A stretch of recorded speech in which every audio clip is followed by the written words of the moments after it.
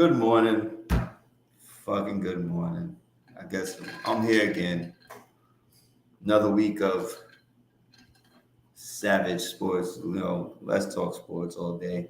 I don't know. That's what we do. I'm gonna let PPA yell at me all day today because that's just what type of day it is, and I don't really care. But oh man, yep. I hope everybody seen what was going on with the rookies last night. We can get into that a whole bunch of stuff. We're just gonna start the show.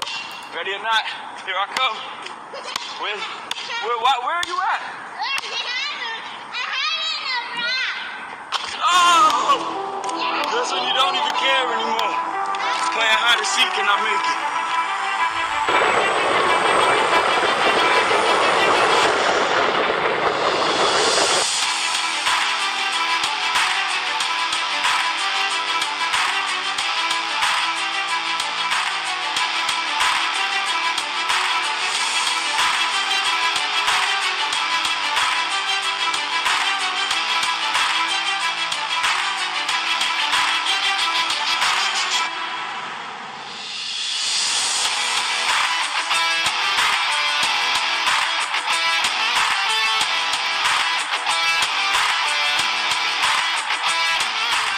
Savage Sports, we got game. And now, your host, Steve. Good morning, people.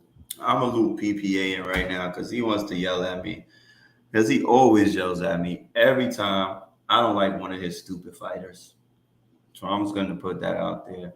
Every time I don't like one of his people or his stupid fighters and their situations, he wants to yell at me. So I'm wrong today for my opinion.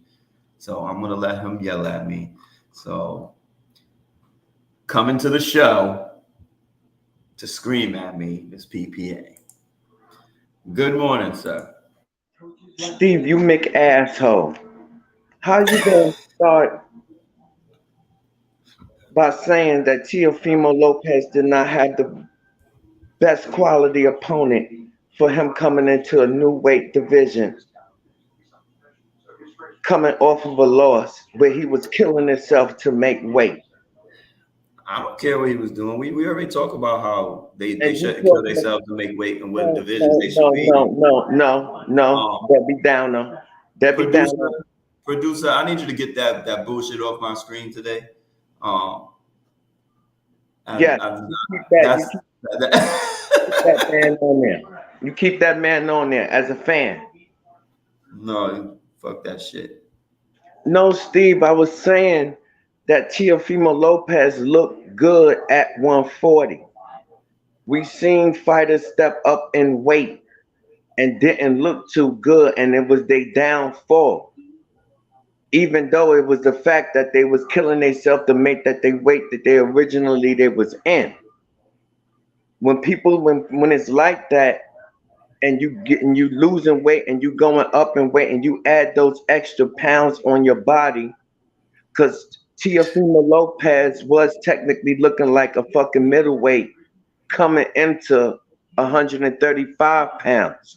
He moves up to 140 after a loss of being technically undisputed champion, coming off a loss, and he moves up in weight. You don't put him in with the top of the weight division. You don't put him in even with the second tier. You put him in with an unknown 33-0 fighter, like I told you, that's unknown and never fought in America. And you put him up against something like that, and they're going to come forward for Teofimo Lopez to show his skills. And what he did do last night was show his skills and everything that he was about. I believe in him at the 140-pound division. Now that I've seen him, then you believe in him even at 135, undisputed. Say something. Okay. So basically, what you said to me was they put a walking dummy in front of him. No, they did not. They put a hardcore Mexican that's gonna come forward with And a get good knocked out. record, with a good record, because the So he man only can. lost. The man, I think the man lost just once or So zero, so so you if I said can remember. but you did say so he can show his skills. Basically, it's a little Yeah, exhibition. because this So is it's his an first fight. exhibition. Because he fought in his hometown. It's equivalent to an exhibition. Teofimo Lopez That's is not one. equivalent Hold to on. no Let me exhibition. ask you It's a not question. equivalent to no exhibition because you're fighting the unknown Let me ask you a question, though. Let me ask you in a your question. country. Let me ask you a So question. you can't even. Let me ask you a question about him, though. Let me ask you a question real quick. So, where do you rank Teofimo Lopez in boxing right now? Like right now, amongst his peers, everybody, where would you rank Teofimo Lopez? With his knockout power, his ability to promote a fight. Is he a top 15 fighter? Top 10 fighter?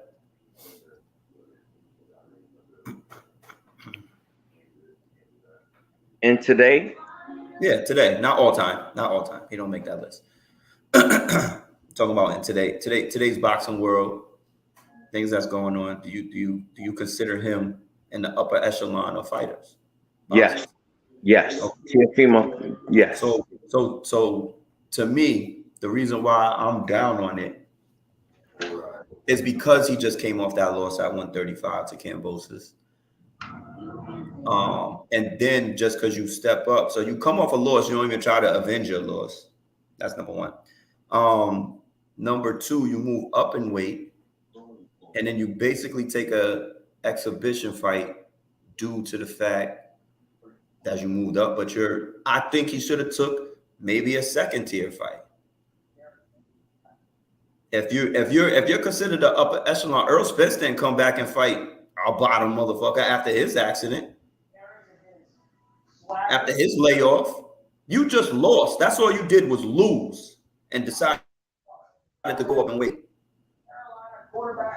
You're comparing to Teofimo Lopez to Earl Spence. I'm not comparing, I'm comparing the situation. Earl Spence had a long layoff from a car accident. Yeah. He came back and took a dangerous fight. All right, Teofimo Teofimo Lopez fought Cambosis. lost and then come back and took an exhibition. Yeah, but he fought him with messed up lungs. He took the punch of the most powerful man Why didn't in he? the body. Why He took a didn't body he? shot from the most powerful man on the face of this earth, they say. Why Hey, didn't he? Why didn't he postpone that fight then? he didn't. Why He didn't he? still went out there and still was able to put Cambosis down. Why didn't he postpone that fight? That was a good fight. That was an excellent fight that Cambosis outpointed him on. So, but if he had health issues, why didn't he postpone that fight? Exactly. So what would 100% Teofimo Lopez do to a Cambosis? We don't know because he didn't try to come back and get his That's what rematch. I'm saying. He still took on the fight So after it was postponed. Amanda Nunes lost her fight and said I wasn't 100%. I was unhealthy. She came back healthy and beat the shit out of her. Yeah. Okay, so why didn't He Teofimo Lopez? didn't avenge it because he was killing himself. Why didn't he avenge the shit? Why he ain't avenge it? Because he was killing himself to make 135. So they couldn't fight at a different weight. Take weight cut, drain lungs. That's not a good situation. Only able to eat the night before fight night after weigh-in. That's not good for no fighter coming into a fight. But when you're going into a fight like that, you just basically giving it the best that you got.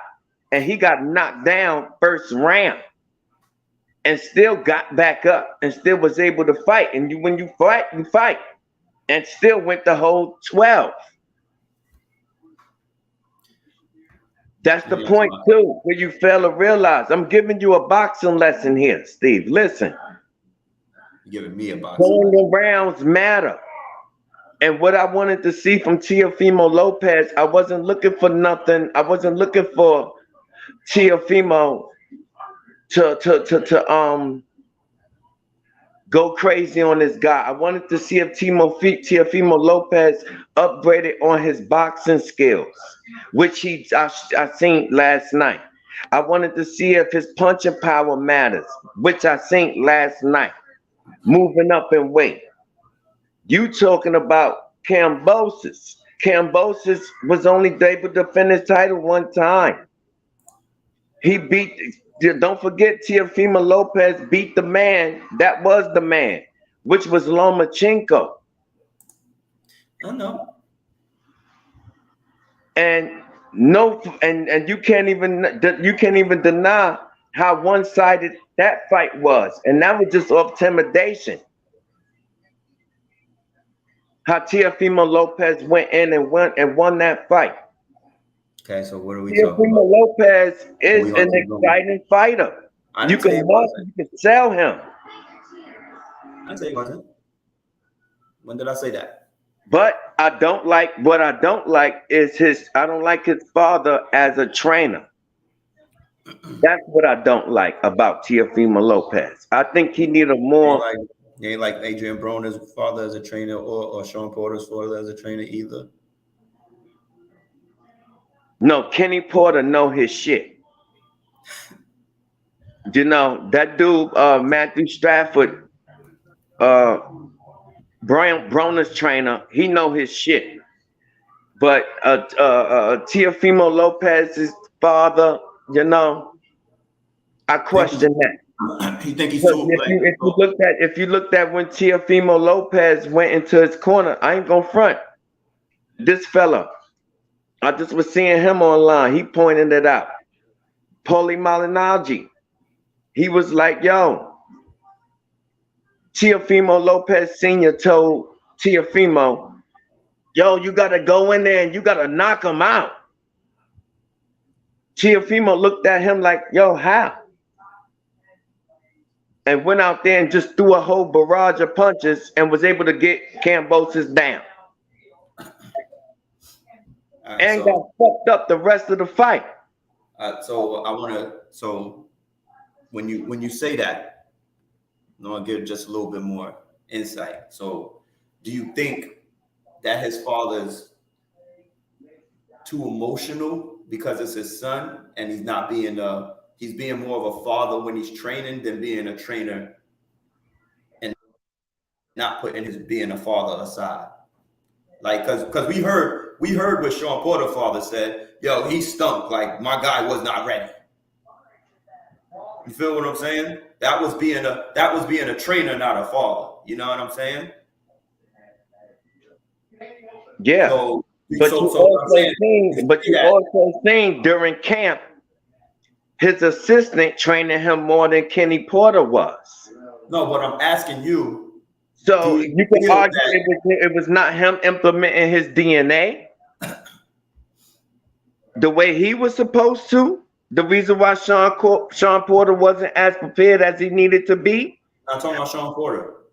I'm asking you a question. Do you feel that? You said Kenny Porter said that his fighter wasn't ready. But listen to what I'm saying. He knew that because he wasn't in camp the majority of the time.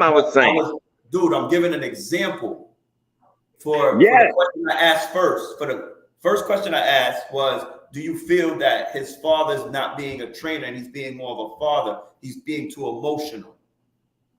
No, I don't think that he got Kenny Porter in him. I'm speaking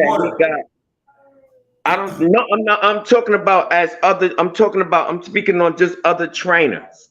Oh, Teofimo. We're talking about Teofimo Lopez and his dad and his relationship. You said you don't like his dad. Talking about Teofimo Lopez Sr. if he's being too emotional, or he's not, or is he what? Like, is he not putting his being a dad to the side to be his trainer, or is he think he's being too emotional trying to be his dad more than his trainer? That's what I'm asking you. I'm telling you, I don't think that he is a good trainer at all. Okay. All right. I You respect know that, what bro. I'm saying? That's what I'm saying. I'm saying Okay. Teofimo Lopez. But the thing is, if that's what he taught Teofimo Lopez, he must be something. You know what I'm saying? Or is it just Teofimo Lopez? You know, Teofimo Lopez do got good punching power. But I think that as far as like skill wise, like Derrick James, you know what I'm saying? Uh, Manny Robles, Robert Garcia. You know, they teach, they train technique and shit like that. You know what I'm saying? Shit that lead towards knockouts. I don't think and making necessary adjustments when your fighter is losing a fight. Andre Ward's trainer, I forgot that man's name. Those are good. Abel Sanchez, all of them. They know how to make adjustments within the ring when your fighter are losing a fight. You know what I'm saying? mhm. And when you are able to make adjustments, you like I said, like we was talking about last week. You know, when you come back, you know, to the corner, you need something. Yeah. You know what I'm saying? You need something that's gonna motivate you, that's gonna give you something, that's gonna tell you to do something inside the ring coming into the next round. And it gets later and later and later, leading into 12 fucking rounds. You know what I'm saying? And you know, and during a 12-round fight, adjustments are being made, especially more so for the losing fighter than the fighter that's winning. You get what I'm saying? Yeah. Because those are the ones that got to make the necessary adjustments the most. And what I see in Teofimo Lopez Sr., I think that he don't know how, because he just told Teofimo in the Cambosis fight, go out there and knock him out. You know what I'm saying? What the fuck do you mean? You don't tell you nothing like that. You know what I'm saying? This man just put you down. This man is tagging you. And he got lucky. And he knocked him down. But after that, what happened? Got tagged, tearing that eye up. Mhm. So I had to ignore the fight, and I was like, oh shit, he in 140 now. Sort of like what Danny Garcia did. He looked better than Danny Garcia going up to 154. Listen. Whatever with that guy. We already know how we feel about that guy. Blah blah blah.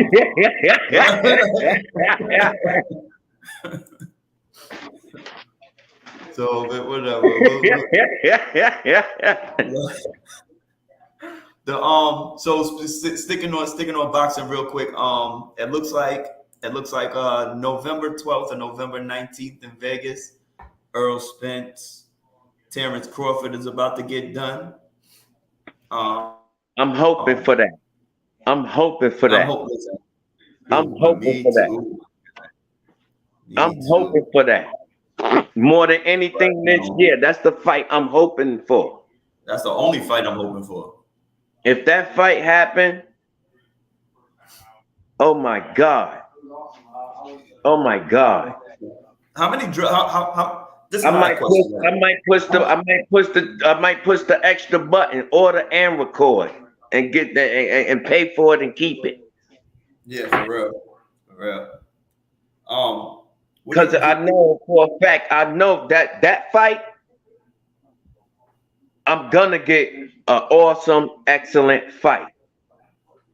Of I course, all know day. that. You're gonna get probably one of the best we ever seen due to their styles. Yeah, yeah. Um, do you I don't think? even know. I'm Listen, still deciding on who I'm gonna take on that fight. I'm not taking no one. I got up, I was up and I was down on that. I was up and I was down, up and down, up and down. One time I was picking Earl, one time I was picking Crawford, Earl, then Crawford, Earl, then Crawford. I'm gonna go with my gut that night. You think what's the name is on drugs? You think Adrian Broner is on drugs? Nah. He asking for an exhibition with Floyd Mayweather, son. What Why? the hell? Why? What you talking about? Why? That's a payday. It's a payday. Drugs. It's a payday. Because he's not fighting no more. So now you're just an exhibitionist fighter. You're not even good enough to be an exhibitionist fighter. Bro, not about to fight. Bro, not about to fight. Yeah, he got one trash coming up.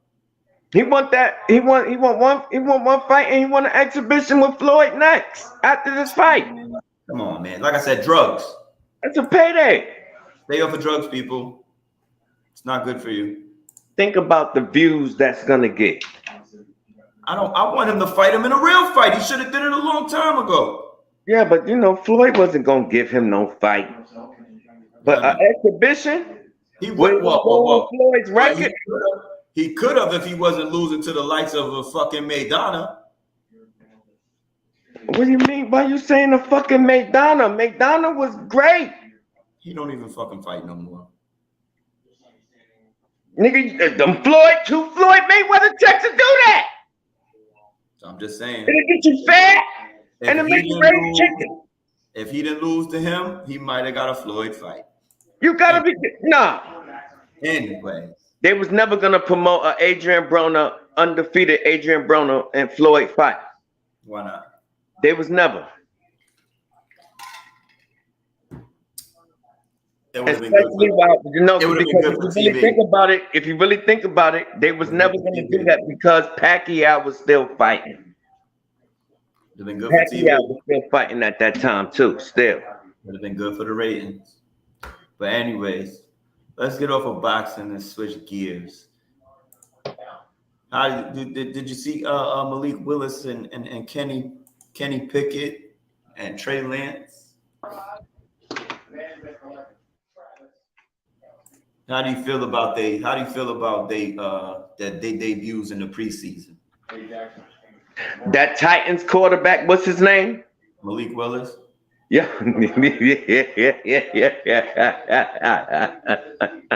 You heard his coach.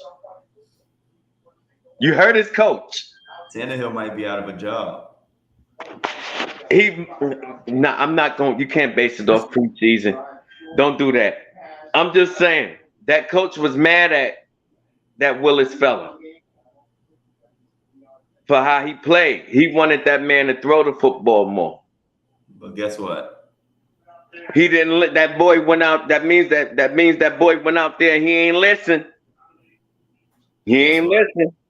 Sometimes when you're under Daniel Jones pressure, you have to just run. That's what that means. That boy didn't listen. Just run. Yo, what's up, fellas? What up? But the Kenny Pickett looked good. Kenny Pickett looked well. For the Steelers, he looked good. All of them look good. Trubisky looked good. The backup, Rudolph, looked good, and so did Kenny Pickett. They all look good. So they got a nice 3 good quarterbacks. If somebody, they could find whoever gets hot. They're gonna be good again. They're gonna be good again, son. And the thing is, they got defense and a running game. The Steelers got 3 good quality backup quarterbacks that they could buy, that they done bought and they could sell. Mm-hmm. Did you watch any preseason? Yeah, I watched a couple of them. I watched my Cowboys look bad yesterday. We done had so many penalties yesterday. Oh man, it's a preseason. Oh man, shit ain't nothing. I don't take it.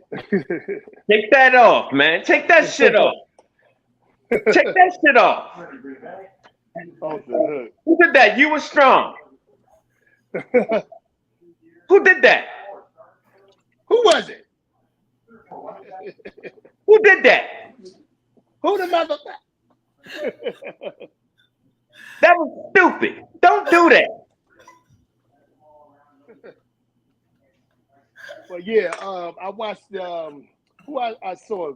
Goddamn, Philadelphia looked good. I'm trying to make a motherfucking point.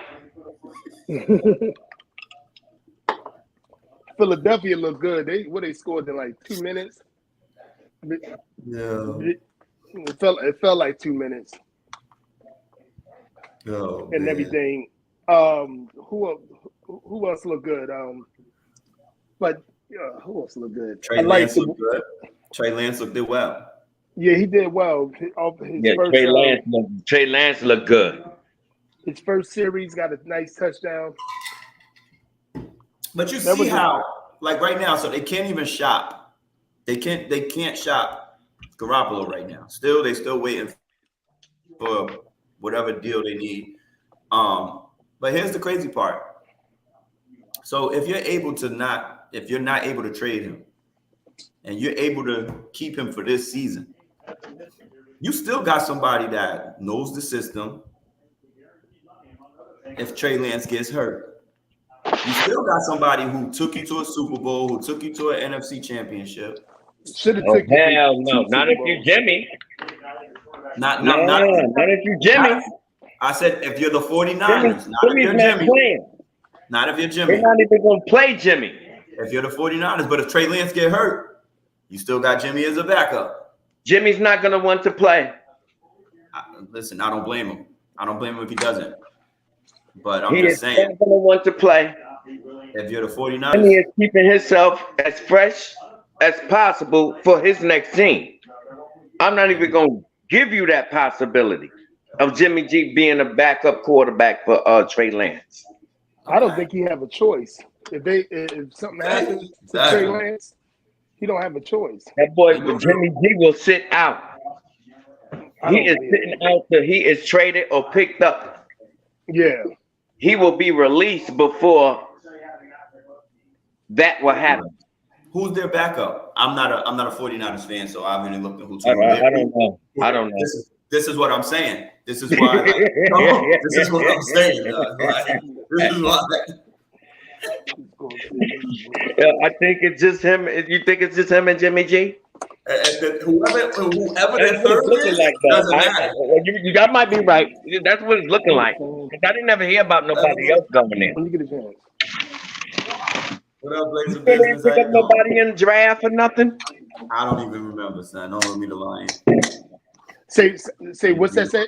What you say again? You sure? You know, 49ers picked up somebody in the draft. You just gonna eat As right a in front quarterback? of us. You just gonna eat right in front of us. That's how you gonna be like. You gonna eat right in front of us like that. Like, it might be just him and Jimmy G then. Huh? Y'all might be right. It might be just him and Jimmy G then. Well, they have to have a third, but I'm just saying I don't know who he is. I don't know who he is, so I really don't even care. Like, it doesn't even matter. Who the fuck is he? Like, but yeah, but they all look good. So and they debuts, they look like they do have a bright future.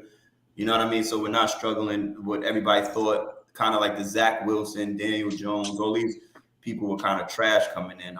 Trevor Lawrence should look better. You know who look like they gonna have some promise though? That dude Thrash out there in Tampa Bay. Okay. He looks like he's gonna have some promise when Tom Brady retires. I mean, it's it's too early for me. I got to look at the third preseason and see how guys are. You know, but you know, that's true. That's true. You know, to see how see how it's gonna things gonna be reactive. Because so like what I take like from summer league and preseason, kind of like when the second string gets in, like the you playing against your peers. You know what I'm saying?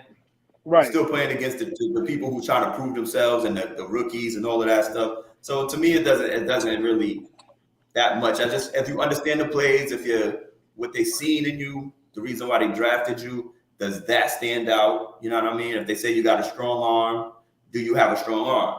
If you're accurate, are you accurate? If you're mobile and you can move out the pocket, can you do that? Can you throw on a run? Can you do all the things that they said you can do coming out of college and on the next level, on that stage? Right. You know what I mean? So that's what I watch out for is during the preseason on the potential. Are you showing on what you can potentially be? You know what I'm saying?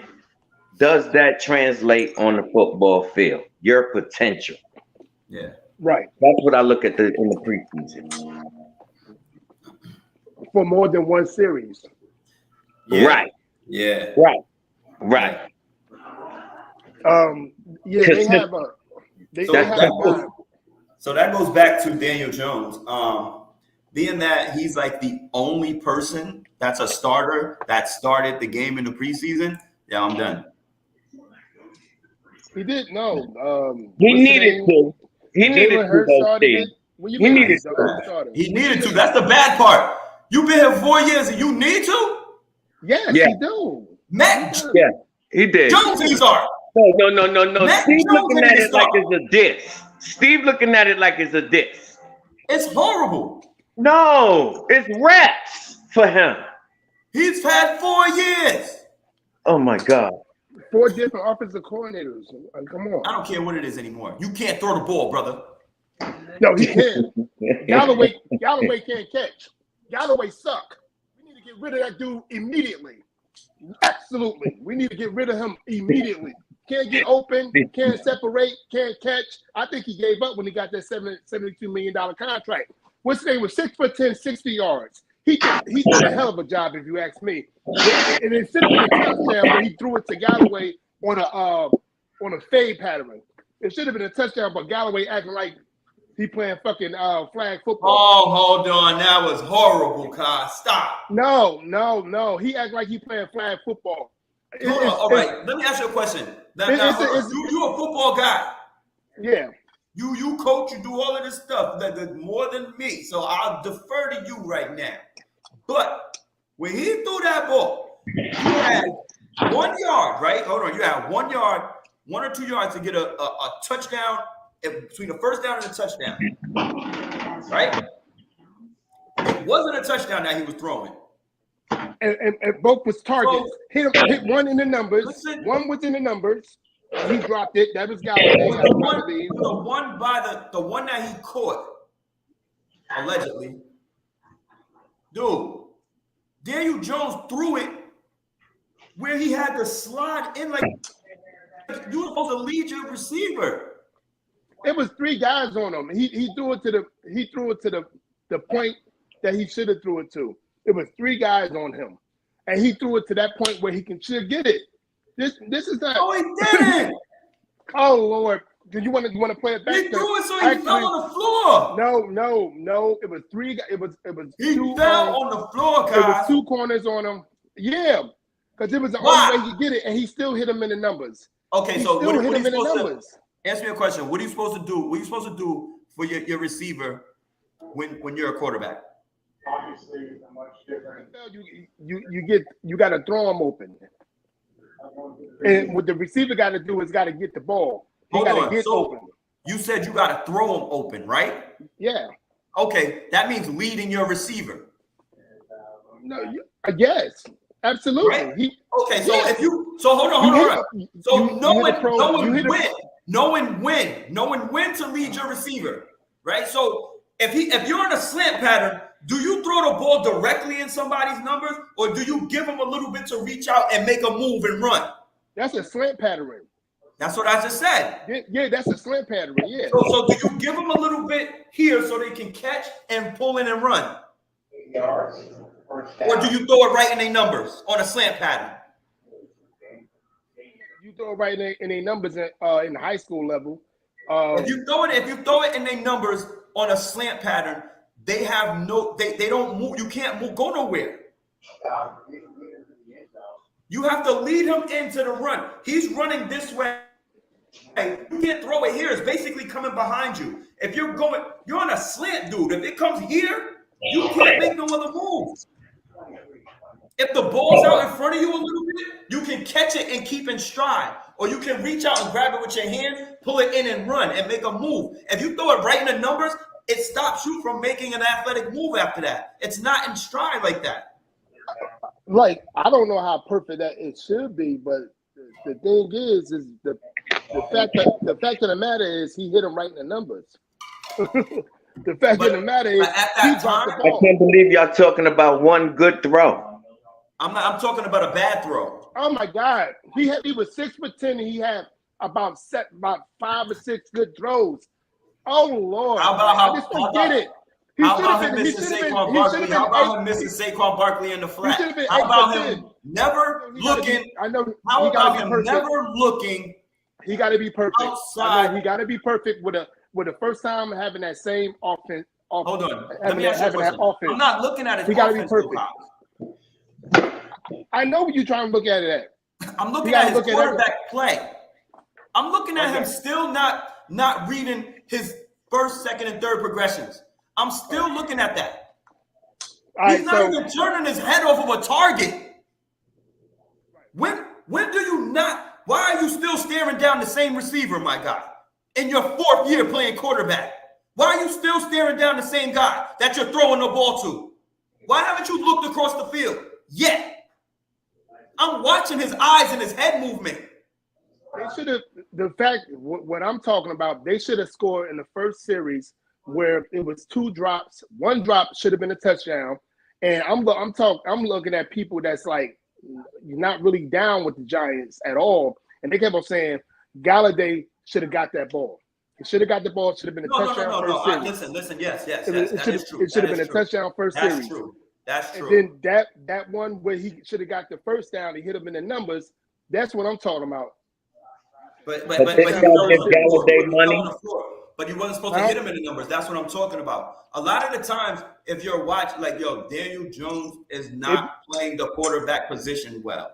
Wow. He's not playing it well, son. I know that. I know that much, but I'm saying he was 6'10", 60 yards in 2 series. One of the series should have been a touch. The first series should have been a touchdown. Let me tell you something. At this point in Daniel Jones's career, he should have been 9 for 10. No, he shouldn't. A whole different offense. You don't have a choice. A whole different offense. You don't have a choice. Different offense. My G, you don't have a choice. He don't have a choice comes October. When he's still trying come September. Come September. That's when he don't have a choice. 3 weeks. 2 weeks. That's when he don't have a choice. Come September. Son, that's exactly when you don't have a choice. I watched him get benched in practice. Will you say it again? I watched him get benched in practice. Yeah, but that's what the media is saying. What do you mean? The media didn't say that. I see it personally. I watched him get benched in practice. Okay, so I'm a fat guy. I'm a fat guy. I don't know nothing else about facts, but it's facts. The fact of the matter is that coach said he didn't want to stop the play to tell him his reads that he needed to progress to. That coach said that, so he just let what's name in, so he can tell him that. And he let him in for my God, why are you telling? That's what he said. That's what the head coach said. Why are you telling your coach? No, he barely played the rest of the practice. Anybody else? He barely played the rest of the practice. Before I believe anybody else. He didn't play the rest of the practice, damn near. Tyrod Taylor. I heard different from other. You want to hear different, or you want to, or you want to listen to the person, or you want to listen to the person who's actually there, or you want to listen to the person who was actually there. I get it, but I'm going to listen to the quarterback, the head coach. I'm going to listen to the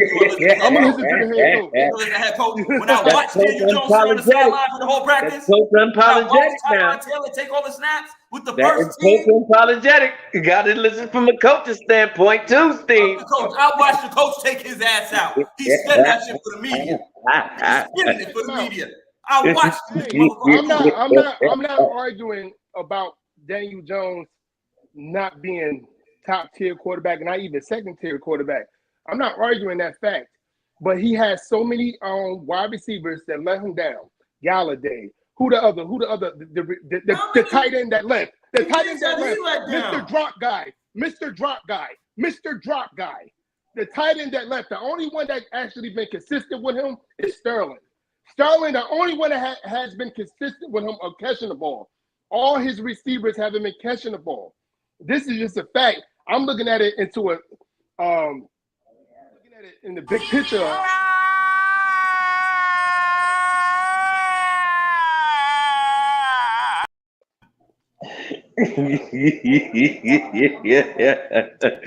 It's not me this weekend.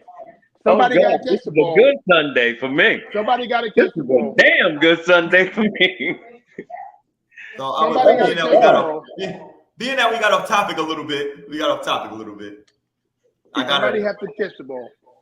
I want y'all to we're gonna stick on football. We're gonna stick in the football game. We got a final drive. I took 5 people. The final drive of a game, last possession. You need a touchdown to win. Do you want? Now you can rank them. You can rank them 1 through 5 if you want to. Pat Mahomes, Tom Brady, Joe Montana, John Elway, or Eli Manning.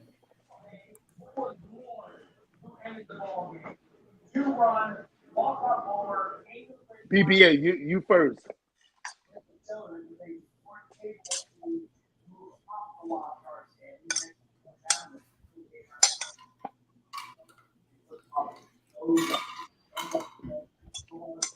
Tick tock, tick tock, tick tock. Nah, you can take his time on this one. Take your time on this one. You take your time. These damn Cowboy fans be hating, boy. I tell you, even thinking he I'm hates. not listen. You thinking of hate right now.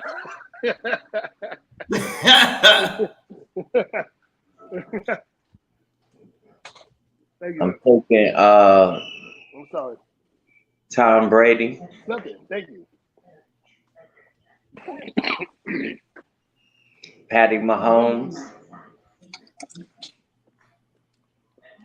Joe Montana, John Elway, and Eli.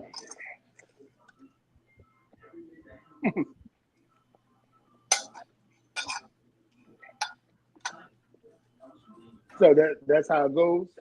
Yep, my 1 through 5. Oh, okay. I'm taking Tom Brady, Joe Montana, Eli Manning, Pat Mahomes, and what was the other guy? John Elway. John Elway. John Elway. I'm taking Eli Manning because he has over 20 game-winning games, and that's actually a record. It's actually a record. So that's why I took Eli Manning third for all the haters. So I left. I should have took him first, but I didn't want to be biased. I left his brother off because he is the leading comeback king. You left Aaron Rodgers off too, so I don't care about Aaron Rodgers. Wait, come back in September?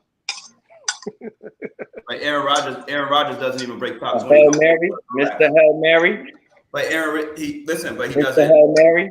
He's Really? not on the list though. He's not on the list though. Aaron Rodgers ain't up there for fourth quarter comebacks, bro. Yeah. Well, I would call my Cowboys was up against him, and he made a specific play. Yeah, but I could have put Brett Favre. I could have put Phillip Rivers. I could have put Peyton Manning, Drew Brees, Ben Roethlisberger. There's a whole bunch, so I just took 5. I took the 5 I like. Man, shit. A bunch of people could have took. So. Why didn't you? It's good. It's good. It's a good 5. Fourth quarter comebacks. Hell yeah. I think those are good quarterbacks without putting the best up there. I always try not to put the best up there all the time. John Elway had the record for a while too in the 80s and in most of the 90s. Mm-hmm. So yeah, that's really a good one. Hell yeah. Could have put Dan Marino up there. I mean, you could have put a lot of the top quarterbacks in NFL history. You could have put up there for fourth quarter comebacks, but we could have been. We probably could have put 10, 15 of them. Eli Manning had to be in there because at one point he was the fourth quarter king, the comeback king at one point. He was that guy. Especially in 2011, he had like 12 in a row at one point. Stop the bullshit. Who? Yeah. You put Eli Manning 5. Yeah. Okay. And I ain't gonna lie. Joe Montana's kind of. I just like Joe Montana. I ain't gonna lie. I watch him throw that ball. Yeah. I like him more than I like Aaron Rodgers. So it is what it is. That's why I came up with that small list. Patrick Mahomes. I had to take a new guy. Yeah. I had to take a new guy. You said who you want you said who you want. You ain't say who was the best to do it. Who do you want out of those 5? Yeah, who do you want? Yeah, out of those 5. I don't want no inaccurate ass Eli Manning. He threw more damn interceptions than he threw touchdowns. Not in the fourth quarter. I want somebody not in general. Not in the fourth quarter. You don't want Tony Romo. Exactly. Not in general. We don't watch. And not in We general. don't watch Patty Mahomes playoff after playoff march his team up the field. Whether if it ended up in a field goal or a touchdown, you don't watch this shit. I'm just saying, who do you? It goes by who do you want, not who was the best to do it. Y'all say it was Eli Manning, okay, but you know, it's a personal opinion. yeah. Who'd you pick first? They're gonna find you. All Giants fan is gonna find Eli props. Who'd you pick first? Tom Brady. You want Tom Brady to score you a touchdown in the final minutes? 5 minutes? I said in the final drive. You want him to get you a touchdown? Or get A you to win a field goal. No. I said I want that quarterback to march me up. I said a touchdown. I said a touchdown. Tom Brady. How many touchdowns have you given in the final minutes? You said the last drive. On the last drive, a touchdown, not a field If goal. the touchdown is needed, Tom Brady is gonna deliver it. He'd be like number 3, 4 for me. if to get He'd your be kicker, like 3 or 4 for me. to get your kicker. I'm not a Tom Brady fan, and I'm not going to field goal range. Field goal range. All right, give me Tom Brady at the top of the list. Because he ain't going to. Nope. And you know what's crazy? He's gonna be able to do it without a running game. He's gonna do it straight with his arm in that pocket. I don't know why y'all got me going. I don't know. It's because he went to the Patriots. Because he went to the Patriots. Because I'm a Michigan fan, man. If he never went to the Patriots, I would not hate Tom Brady like that. I'm not a real Tom Brady. I hate it, bro. I hate it. I gotta pick. I have to be an asshole about it. Like, they fucking made it this way. They made it this way. Is that an NFC East thing? Yeah. I don't know. Nobody that has a fan of the NFC East teams like the Patriots. Because I can't stand their ass as a Cowboys fan. But all seriousness, Steve, you're the only one that, as a Giants fan, that I know that don't like Tom Brady. Most Giants fans that I know, they kind of like him because he ain't do nothing to us. He ain't do nothing to me. He played on my Michigan squad. Yeah, that's what I'm saying. Well, he's a Patriot. He played for the Patriots. Yeah, but real talk, I didn't even pay attention to the Patriots until Tom Brady came in. I don't care. I'm be real. I paid attention to the Patriots when they played Green Bay. That's probably, and that was when I was like really? ninth grade or 10th grade. You know what really killed it for me? And I don't even think it was Tom Brady. I think it was the Patriots, which made me have to hate Tom Brady, right? It's like, all right. So it's like right now, I don't want Saquon Barkley on our team. I wanted him traded. Not going to lie. But he's still on my team. I kind of did too. He's still on my team, so I have to root for him. You feel what I'm saying? I need him to do good for my team to succeed. Exactly. You know what I mean? So same shit goes the other way. Like I hate Tom Brady. Like I don't like LeBron James. Whatever. We could just go down the. You know what I mean? Yeah. Hate James Harden. Hate James Harden. Can't stand James Harden. But I think the Raiders game in the snow. The Raiders game game. in the Yeah. snow, Yep. That's what started my hate for Tom Brady because I was like, yo, that's a fumble all day. I remember years ago when That's we a was fumble. talking about that. That's a fumble, son. I remember we was talking about how the Raiders should have actually went to the Super Bowl and everything. I remember you, me, and Lamont, all of us was talking about that. I think they here because it's it was conspiracy theories. We was like, I think they here because they red, white, and blue, and America want them to win. So it was ugly. It was ugly. Yeah, it was ugly. Yeah, that was a fumble. He kind of projected that he agreed with it too, Tom Brady, that it was a fumble. So Oh, he admitted it. He admitted it. He admitted it was a fumble. But guess what? He's not the referee. He's not the referee. True. That's true. You just got to go with what they call. Just like when New Orleans, dude, that was a pass interference if I ain't never seen one. What New Orleans? Which one was that? New Orleans playoff game when who was it? Oh yeah. When he got the pass interference on the sidelines, they didn't call it. Carolina. Who was it against? I forgot who. Who that was. I know you talking about. That was like 2018, 19.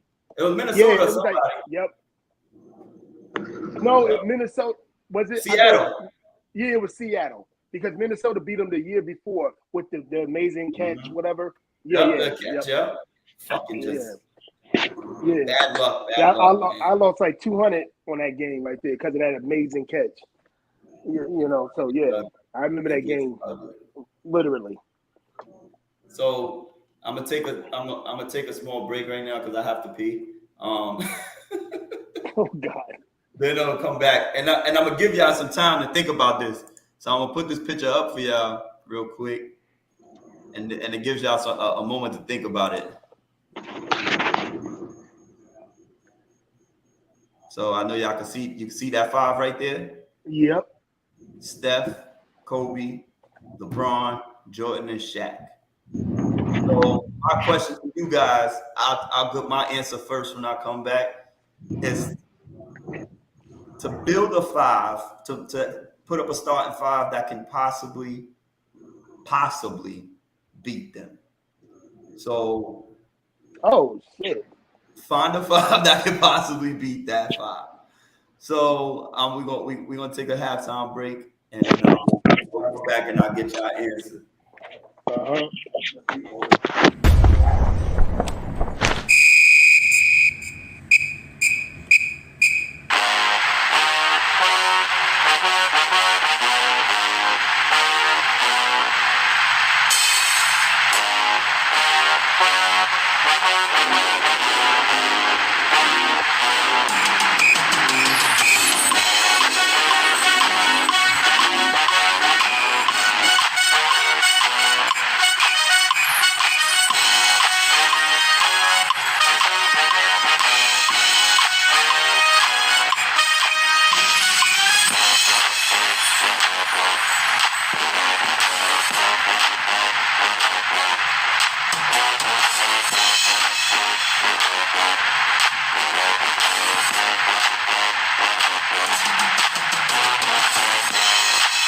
And this halftime show is brought to you by Savage Calm Entertainment.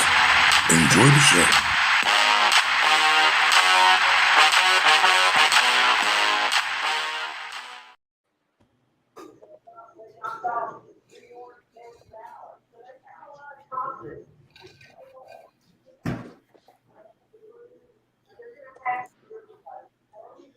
All right. I don't know if everybody's around. Who to pass to? Who to pass to, huh? Who to pass to? Listen, that's a tough 5 right there. That's a tough 5. There's a couple people who put up other ones, but I kind of like this one. A lot of people have they starting five. You know what I mean? Other people, oh, we like this person, this person, this person, but this starting five right here is real intriguing to me. So, So who to pass it to? He, Blades, you mean out of the five on that team? Or, you know. nah, you gotta pick a five to play against them that will possibly No, I win. get that part. I got a good one. All right, hold on. I'm gonna give you my five first. So Kasim, obviously you'll go last because you don't have yours ready yet, as I see. I know you're gonna take my players, Steve. Huh? I already know you're gonna try to take my players. I'm not gonna take your players. I'm gonna go first because I'm I'm gonna be making necessary changes as you go. but they could be kind of close to mine. You can agree or disagree. You feel what I'm saying? But so I went with.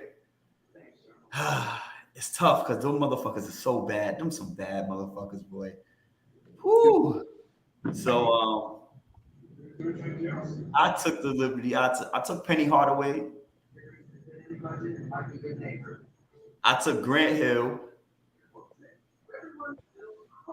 I took Kevin Durant. Hakeem Olajuwon. And PPA.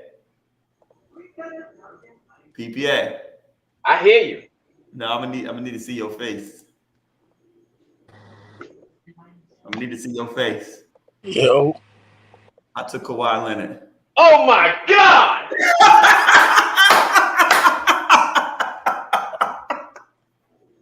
You took three. You took three.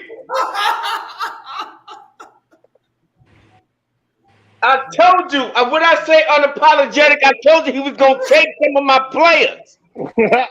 I told you. He took three. He took three. Yo. Three. What up, Ant? What up, Ant? Yo, what's good, man? What up, Ant? It's like you had a long night. Sound like it. Yeah, man. And wake your ass up. Your cousin here stealing this shit. I put together my five. I said I'm going first. Five for what? Yeah, I put up the picture for you. So there's a squad, and I picked the five. I'm still off of Steve. I'm gonna pick who I like. That five right there: Steph, Kobe, Bron, Jordan, and Shaq. Build the five to possibly beat them. A five to possibly beat them? Oh, that's not hard. Well, I just gave mines. Tell them who you pick. Huh? Did you hear who I picked? Who you pick, Steve? I picked Penny Hardaway, Grant Hill, Kevin Durant, Hakeem Olajuwon, and Kawhi Leonard.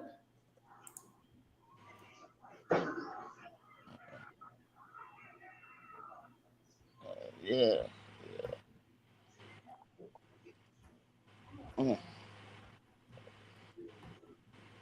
I was trying to figure out who they would also have trouble guarding on the offensive end. I couldn't even think about defense that much, but when I went Kawhi Leonard and Grant Hill and Hakeem Olajuwon and Penny Hardaway, Steph ain't guarding Hardaway in no way, shape, or form. Yeah, Steph is a mismatch. Steph is a mismatch. I mean, you know what he's gonna do on the offensive side of it, but he can't guard nobody. Yeah, and that's why I went with Penny Hardaway. Penny Hardaway 6'7", my guy, and he give you everything. He's an all-around player too. Yeah, Grant Hill was another one. Grant Hill was another all-around. I probably if that's the case, I probably wouldn't even go with Olajuwon. I probably would have said Tim Duncan. Yeah, you could sit Tim Duncan too. This way you can really move Shaq out of the paint and let Penny go to work. Yeah, you just stole one of my guys already. Yeah. Let him go right to work. Game over. Who's your five, PPA?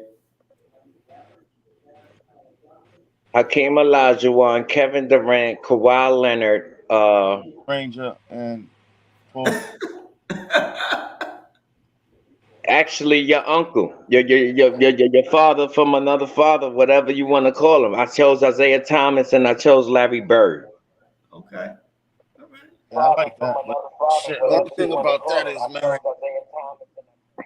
who the hell Larry Bird got? Larry Bird got in Kobe Bryant. There Larry you Bird go, was a bro. defender. Larry Bird can He defend. guarded Kobe. Isaiah There you Thomas go, can bro. defend. Problem is, Stephen he couldn't Curry. guard. Problem is, he couldn't guard Jordan. He ain't guarding Kobe. What do PPA, you you mean just he ain't stole one got of in my Kobe? guys.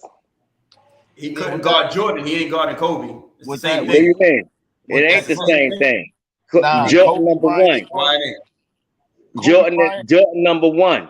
Kobe is the second Nah, version let of me tell you what Jordan. the difference is. First, Michael Jordan he's Michael Jordan. Everybody know he's the greatest. But there's a difference, and this is a huge difference. Off the bounce, Kobe Bryant, when he put that ball on the floor, is different. That handle So is Kobe Larry Bryant Bird. handle is way better than Michael Jordan. So I don't think Larry Bird can stay in front of that. I think Larry Bird can. Nah, he'd probably be better off guarding LeBron. Yeah. No. If that's who you pick, that's who you pick. I get it. I just don't think. I'm talking about two players who played for two good defensive teams that play actual defense. And that is Larry Bird. But was he on a good defensive team, or was he a good defender? They both was good No. defender. Yeah, we're gonna take that off the screen real quick. What happened? I'm gonna need you not to comment like that ever again in life. What the hell? But wait a minute. Ant, you might be right. Now that I thought, you might be right. Never You to do might that be again, right. Mr. Savage. On my bird pick. I gotta find somebody else. But I'm keeping Isaiah in there though. I don't think you applying yourself, Smokey.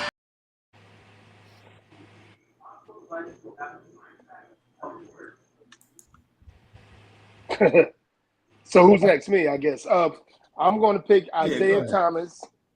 I'm gonna pick Isaiah Thomas. I'm gonna pick. I'm gonna be stealing off you guys just to let you know. Yeah, of course. Go ahead. Kevin Durant, Karl Malone. Yeah. You okay. This is Yeah, it's over. It's over. Get this Kevin guy out of Durant, here. Karl Malone. Get the what in the world?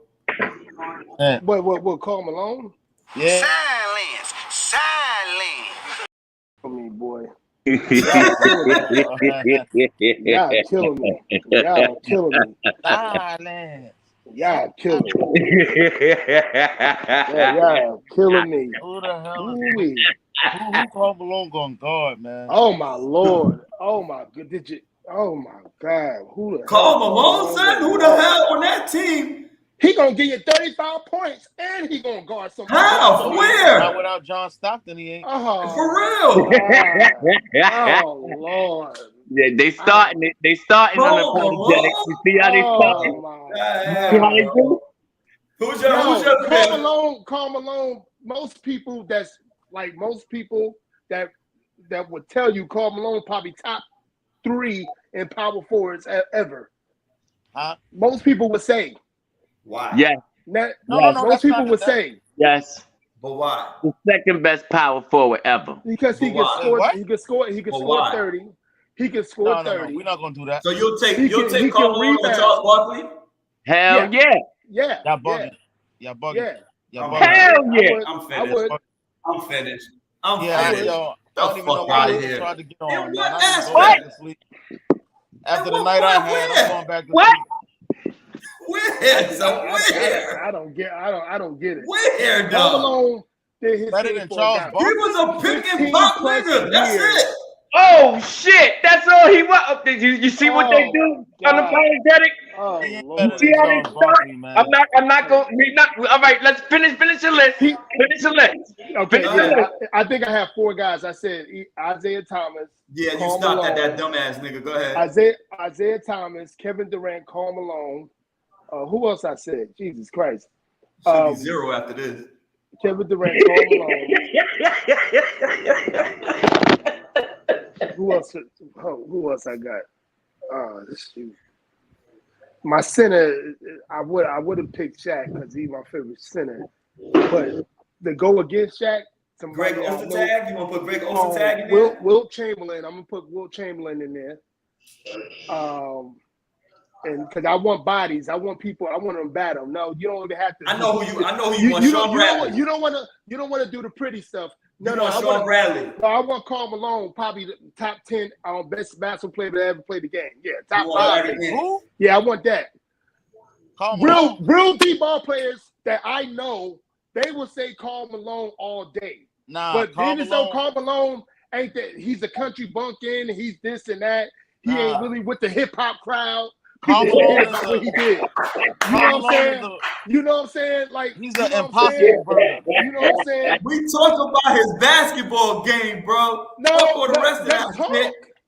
Let's talk. He's an impossible burger.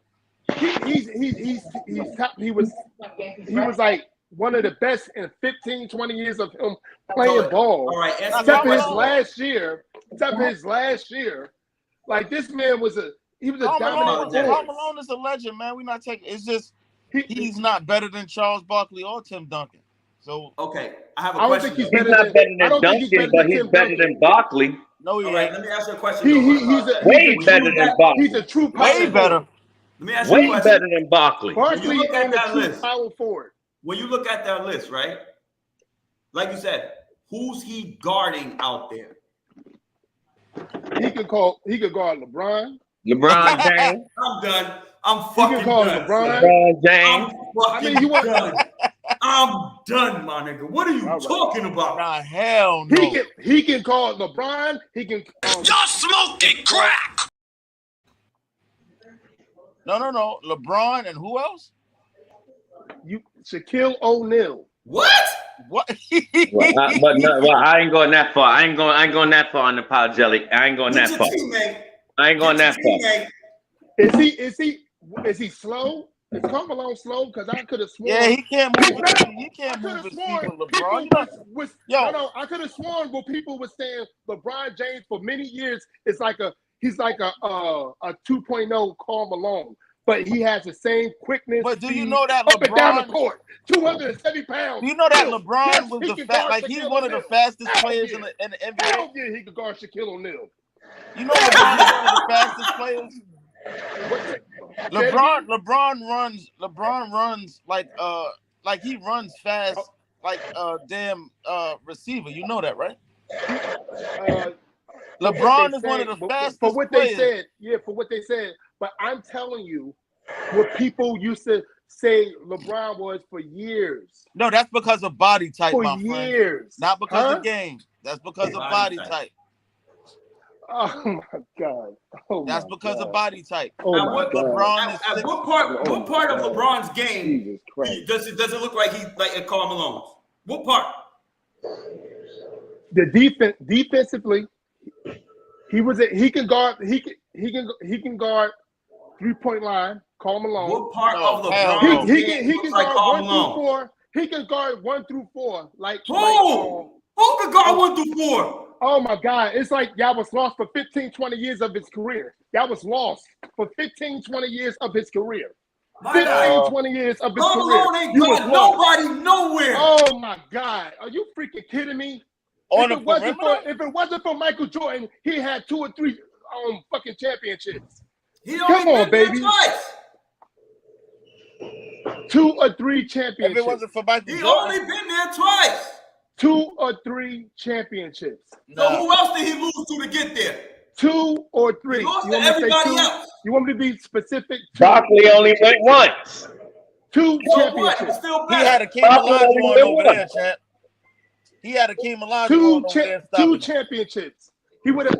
I'll be specific. 2 championships. A lot of people would have had a championship if it wasn't for Michael Jordan. We're not talking about that. Okay. He had to lose to somebody to get to the championship, my G. You're not. He had to proving lose my to point people wrong. not to get there, right or wrong. You're not proving my point wrong, though. You're not proving my point wrong. How? Because I just said If it wasn't for him, he would have had 2 championships. Where was Hakeem Olajuwon those 2 years of Utah going to the damn championship? Where was he? Oh, he was He at was the end old. of his run. It was over. Oh, God, Jesus. He was. But what happened? They was averaging 65 wins a year for 3 years in a row. No, sorry, 8, 9 years, maybe 10 years in a row. Utah was averaging all those wins. They averaged all those wins for what? Who were they? Yeah, he ain't got no ring. They ain't got no ring. We just understood that. We just No, we understood. don't. We just understood that. No, we don't. Ooh, boy. I'm telling you, he had to be flashy. Being so he was averaging fucking 30 points a game. And rebounds was crazy. Your 5 definitely doesn't have a chance. It doesn't make the cut. Who do you got? Who you got? Karl Malone. Yeah, as soon as he said his name, it was on. Oh yeah, because y'all extremely biased. I get it. It's no factor, but you're extremely biased. I get it. Karl Malone can't call nobody, man. Oh my Lord, please. He was defensive player of the year. I'm gonna put it up. I'm gonna put this shit up. Defensive player of the year. I got my computer right here. We can figure this out. Go ahead. We can figure this out right now. We can figure this out right now, sir. He was never even. No, he wasn't even. Okay, all right, you get it. Defense. Okay, okay. How many? Okay, and I'm gonna let you guys see it.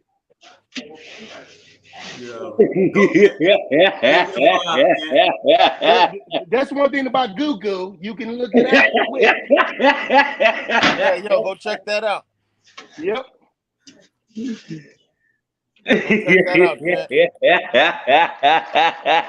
So, first of all, then you said he could have guarded Shaq. I know you lying. Just tell me your flashy top 5. Your hip hop top 5. Just tell me them. Okay. Yo, Well, did you go yet? no, I could go now actually, because I'm trying to see if I could go around what you guys was picking, man. Because it seemed like everybody gonna pick Kevin Durant. It's like you have to. You ain't got no choice. When you look at those dudes, you have to pick Kevin Durant. Got to go in there somewhere. Yeah. You know what I'm saying? It's like honestly, when you look at those players, the only scorer that's missing is Kevin Durant. Yeah. I like the Penny Hardaway pick at my guard, at my point guard. And who's he gonna guard? He's Steph Curry. What are you talking about? He cannot guard Stephen Curry. Can't nobody guard Stephen Curry. But when he's 6'7" and he can defend, exactly, and he can move, it can depends run on the around rules. screens. It depends yes, on the rules. He can guard Steph Curry. It depends on the rules. Isaiah Thomas couldn't run around screens? I didn't say that. If I didn't say that. Was playing That in the 80s and 90s, you can guard Steph Curry. Right. I didn't say that Isaiah couldn't. But I'm going to say this. When you are a guard who is like Isaiah Thomas, you don't want him running around with Steph Curry. That's why Joe Dumars was the one that drew those kind of challenges. Isaiah because guard Isaiah. No, because Isaiah did it. He did it. They wanted Isaiah to rest a little bit. He did it how many years before Joe Dumars came into the form? Like 2-3 years, maybe a little longer. 4. Because Joe Dumars he was 85. Yeah. Isaiah came in, so 5 years. 79, I think. 79. All right. So when my bad, Ant. So when I said I did my 5, right? I tried to base it off of the people they would have trouble guarding as well. Right. Because those are 5. There's only one person I went back and forth with. One person I went back and forth with was at my point guard position. I wanted to put Gary Payton here. Because even that, Gary Payton, that's a good choice. Because Gary Payton. Hell no. What? No, I don't think that's a good choice. I don't think that's a good choice. Y'all crazy. What? On the defensive side, yes. Yeah, on the offensive side, no. He ain't doing nothing. So you're trying to tell me Gary Payton was to put Steph Curry little ass in the post? I'm just saying Gary Payton is not going down as one of the unguardable players in the league. I didn't say unguardable. I didn't say unguardable. Where are you getting that from? Okay, then Stephen Curry can guard him. No, he can't. No, he's not unguardable. No, he can't. Stephen Curry is unguardable. Steph Curry could not guard him. Yes, he can, because he's guardable. Gary Payton he's not unguardable. Low block and he's gonna miss shots. You're crazy, man. More than he make them. You're crazy. You're crazy. Well, you gotta take it from all aspects. You gotta take it from all aspects of the game. Crazy. You're crazy. Yo, exactly. Seriously. You gotta take it from all aspects of the game. This is where I know. And all due respect, you guys are really just NFL guys. You're NFL guys. Because y'all gonna Gary Payton? Yeah. He can't score? So he could. I ain't saying he can't, but I'm saying he's guardable. That's all I said. Not from Steph Curry. Yes, he's guardable. He can't, but I'm saying he's guardable. That's all I said. Not from Steph Curry. Who's watching it? Yes, he's guardable. He can't, but I'm saying he's guardable. Somebody's watching it. So who got that late ass Wi-Fi? That's Kasim. Sorry, guys. Yeah, he's playing it back. He's playing it back because he can't that's not me. Said that shit. Wait, hold it. It probably is. Yeah, he playing it back because he can't believe he said that shit. He's guardable. Gary Payton is guardable. Okay. He's not no unguardable player like Stephen Curry is. All right, but that wasn't. I was just saying I went back and forth. But go ahead, Ant. Finish yours. Yeah, there's a couple of point guards because even when you look at it, it's not about who being unguardable. It's putting a semblant of five that can compete. Because even if you pick Jason that's why I said that, but the thing is, you say, Ant, you the one brought up every player that's mentioned, who can they guard?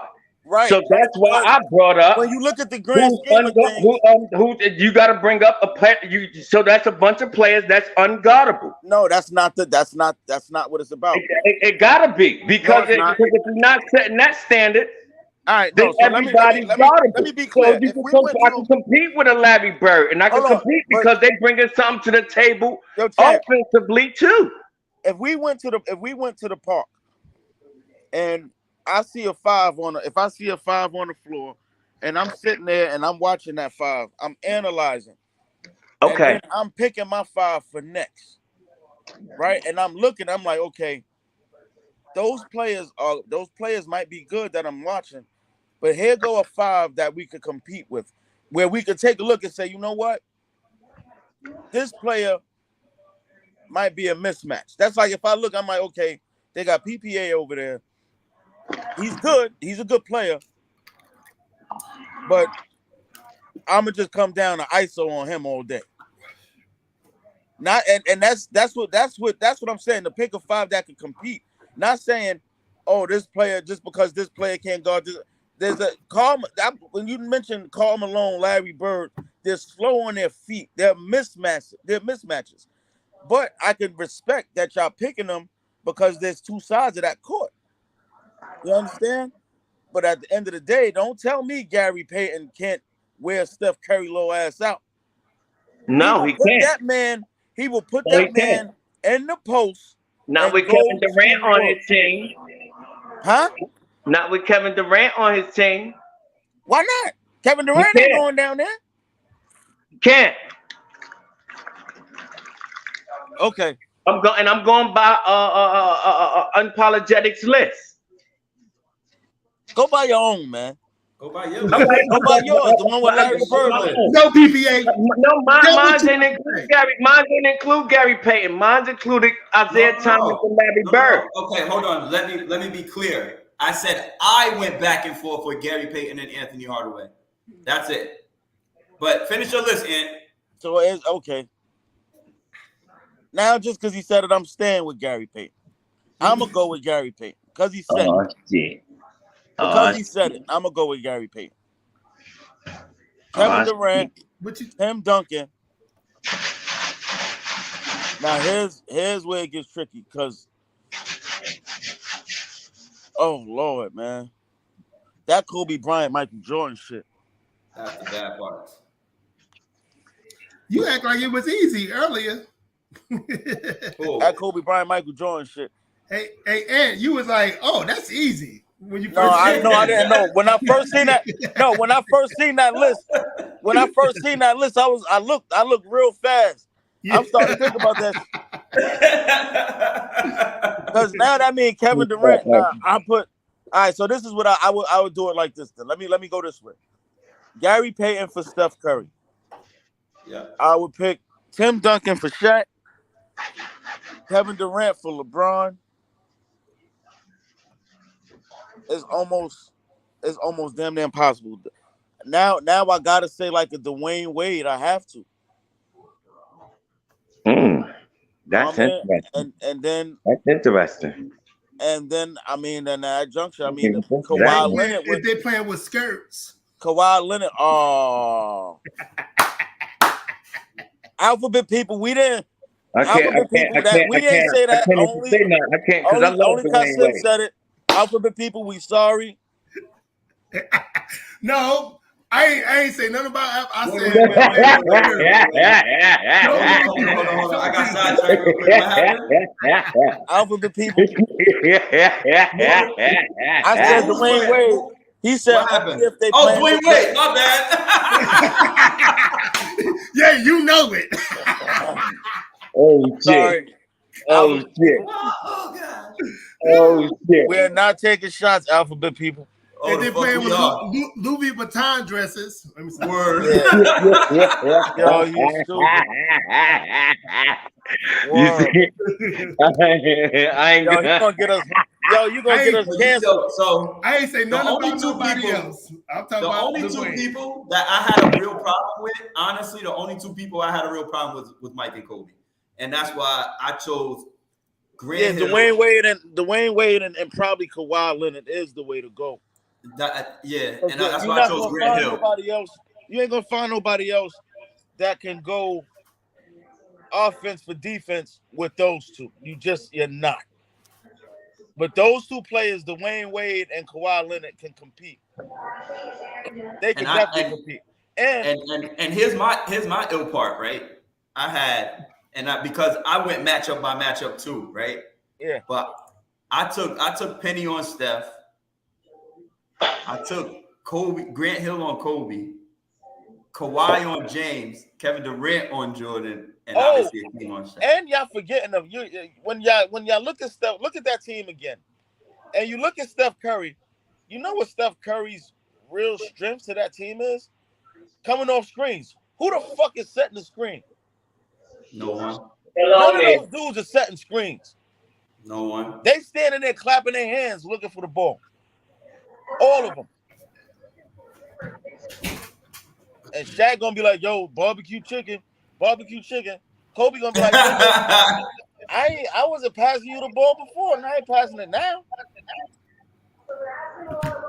Mike gonna get his. And it all depends on who coaching that team too. You know what I mean? Like it just coming out in the All-Star game and you having Steph Curry come down and dribble. Nah, ain't happening, champ. So yeah, Gary Payton, Dwayne Wade, Kawhi Leonard, Kevin Durant, and Tim Duncan. Not a bad five. I still think all y'all fives will lose by at least 10 points. Mine will win the game by 1. No, I'm just obviously you would think that. No, but we got to go back to one thing because this is a reoccurring thing. This happened like 3 or 4 times on this show already. Yep. No, over the course of the last couple of months. Yeah, you gotta give me some time to really think that out. Now we're not going to keep saying that Karl Malone was better than Charles Barkley. We're not going to keep doing that. No, you're not going to say it. I get it. We're not going to keep doing that, man. Yeah, you're not going to say it. I got you. Because now y'all basing it on numbers or something. Like, nah, Charles Barkley is a far more superior I think player. Charles Barkley can play. No, he's not. No, he's not. I'm not. But I think Charles Barkley could play the 2 and the 3 very well. He's a 2 and power 3 forward, brother. He's 6'4". He's not a true power forward. But he was. That's the position he played. Yeah, he did, but he's not a true power forward. That's why. That's what makes it greater because he was. I think. What's his he was name? 26 and 14. I think Charles Barkley. My brother is a Charles Barkley fan.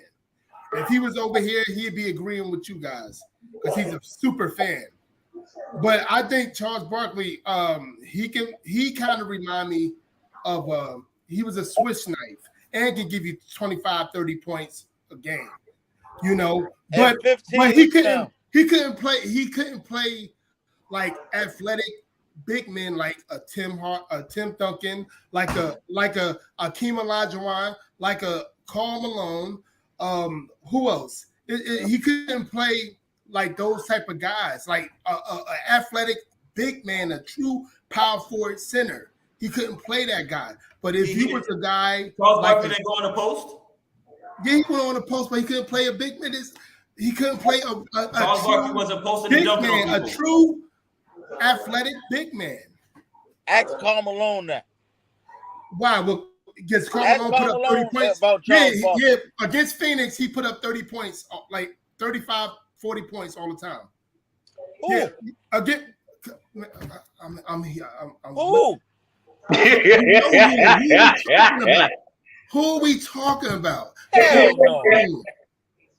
Hell no. There's no way in the world. He did put up 35, 40 points against Phoenix every time they played him. It was Phoenix had a better team in 93. Google, yeah, I know you got it. Google, you want me Google? Google, no. Google the Karl Malone versus Charles Barkley matchup. Okay. Google that. All right, no doubt. I'll do that for you. I'm off my phone now. Fuck that shit. He said, I don't care about no Google. Huh?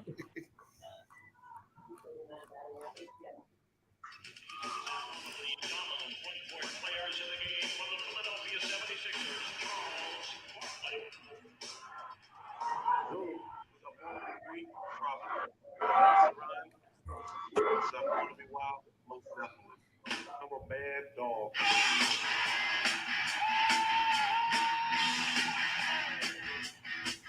It's not coming in. What the hell is that? Oh, hold on. That's not. That ain't fucking. Come on. Hold on. Oh, you lucky. You lucky. It ain't come on. About to bust you in your head, Kaz. Oh, you about to show me goddamn.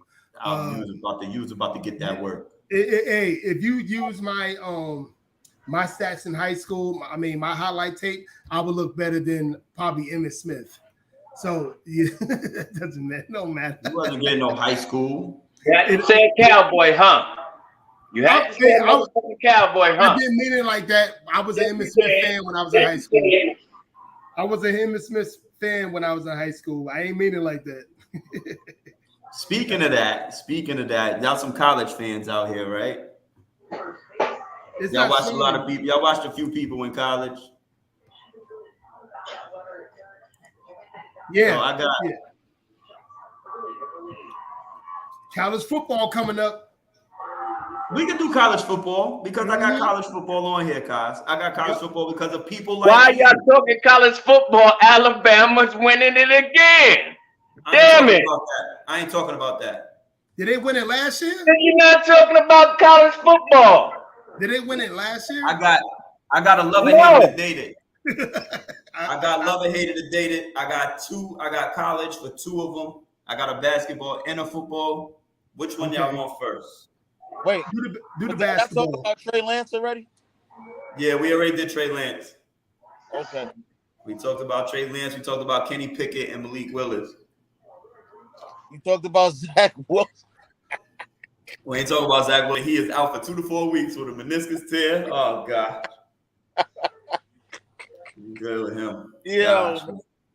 Can't get it together, man. Because that's what happens when your mother look like that. Yo. With the Jets? Yeah. Yeah, he hurt his meniscus. It's just a little. Yeah. It's not even a tear. It's something And like a bone bruise. Yeah. Yeah. I actually like him as a quarterback. I like him. He got a lot of weapons to throw to this year. I don't know about the line like that, but yeah, I like him. What's the name is out? What's the name is out for the season? Who was that? They're all one of their top offensive linemen. Oh, what the fuck was his name? Forgot his name. Anyways, we're gonna move on to because I forgot his name. Hey, and I can't find Karl Malone and Charles Barkley's stats. What? Because you don't know how to look it up. I got you though. I do know how to look it up. Look at it. I swear to God, I do. Would you? Yeah. As a consensus right now, you want basketball or football?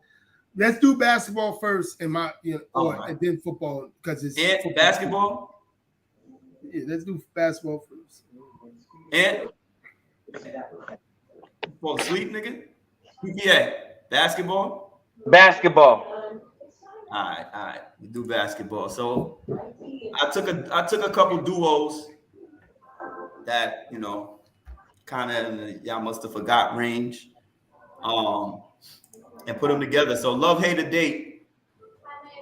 Scoonie Penn and Michael Redd, Delonte West and Jameer Nelson, or Khalid El Amin and Rip Hamilton. Who got the noise? Not me. Not this time. Is that El Amin? Who is it again? That's PPA. That's PPA what? You got the mute, the shit in the background. The TV? You got your TV on? Oh, yeah. You heard the choices, Ant? Oh, what you said? I didn't hear. We doing college basketball. I took 3 people. I took 3 duos. If I love, hated, or dated. Who was it? Scoonie Penn and Michael Redd, Khalid El Amin and Rip Hamilton, Jameer Nelson and Delonte West. Ooh. I mean, there's only one of them that. Well, oh Lord, oh man. Ooh, Scoonie was a bad motherfucker, boy. Scoonie was a bad man. But out of those duos, though, oh boy, damn, like Jameer Nelson and Delonte West, that combo. Ooh, it's hard to We're not talking about the schizophrenic one right now, but we talking about Delonte West in college. Delonte back at St. Joe. Yeah, bro. Yeah. That was crazy. He went to Duke too, didn't he? Nah. No, I'm sorry. No, you're right. That ooh boy. Well, I'm gonna just put it to you. I'm gonna hate, and this is just because I'm gonna hate the Scoonie Penn Michael Redd. Okay, I would too. Ohio State. I don't want them motherfuckers either. I'm gonna hate them.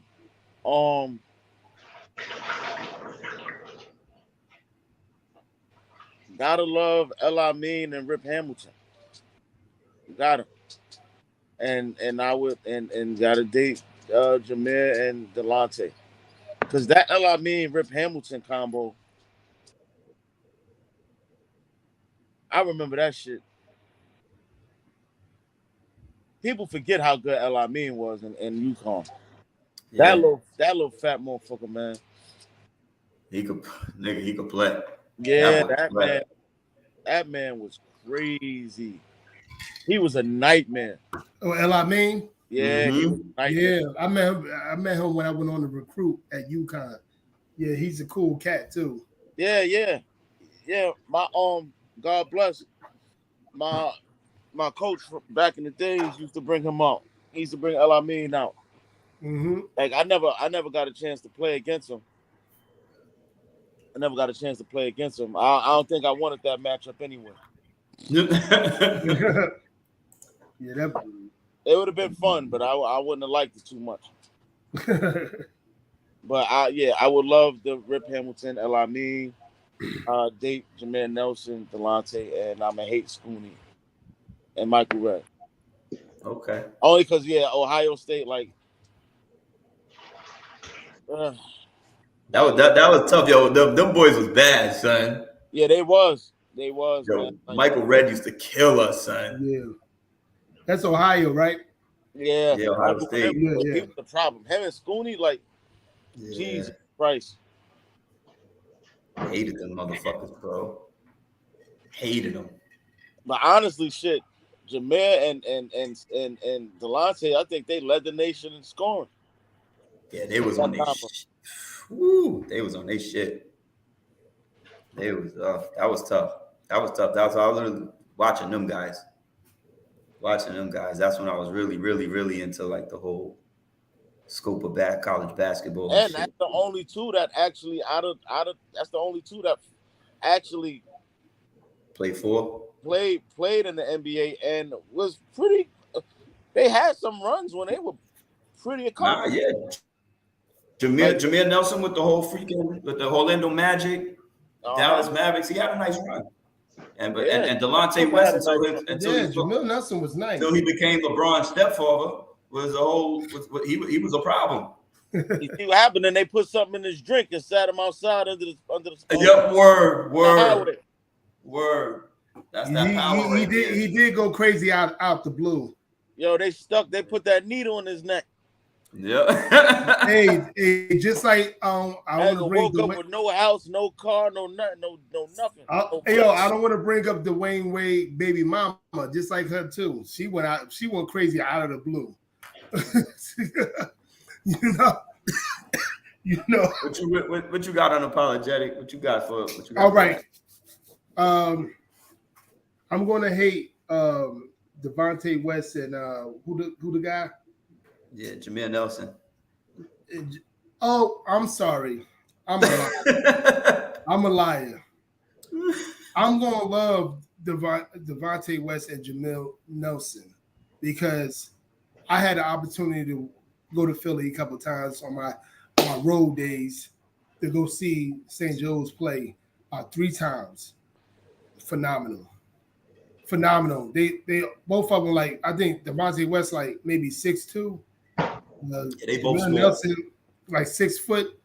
It's they was phenomenal. They packed the house. I like them. My personal choice, and I'm gonna love them, and I'm gonna date UConn boys, and I'm gonna hate the homeboy Ohio State. Okay. Yep. PPA. Yeah. What's your love-hate date with those guys?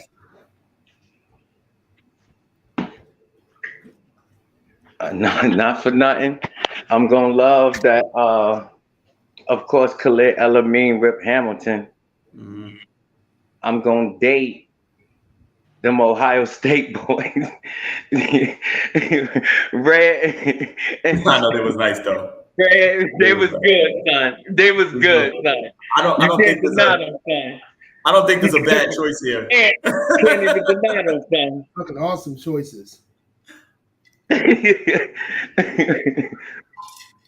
I don't want to hate that because I love that backcourt too. Damn, that was a tough one, Steve.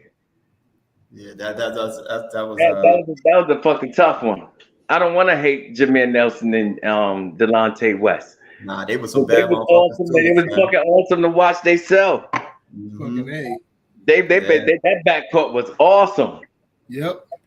Yeah. There's no wrong choice here. There's no wrong choice. Yeah, that's what I'm saying. Wrong choice. Not at all.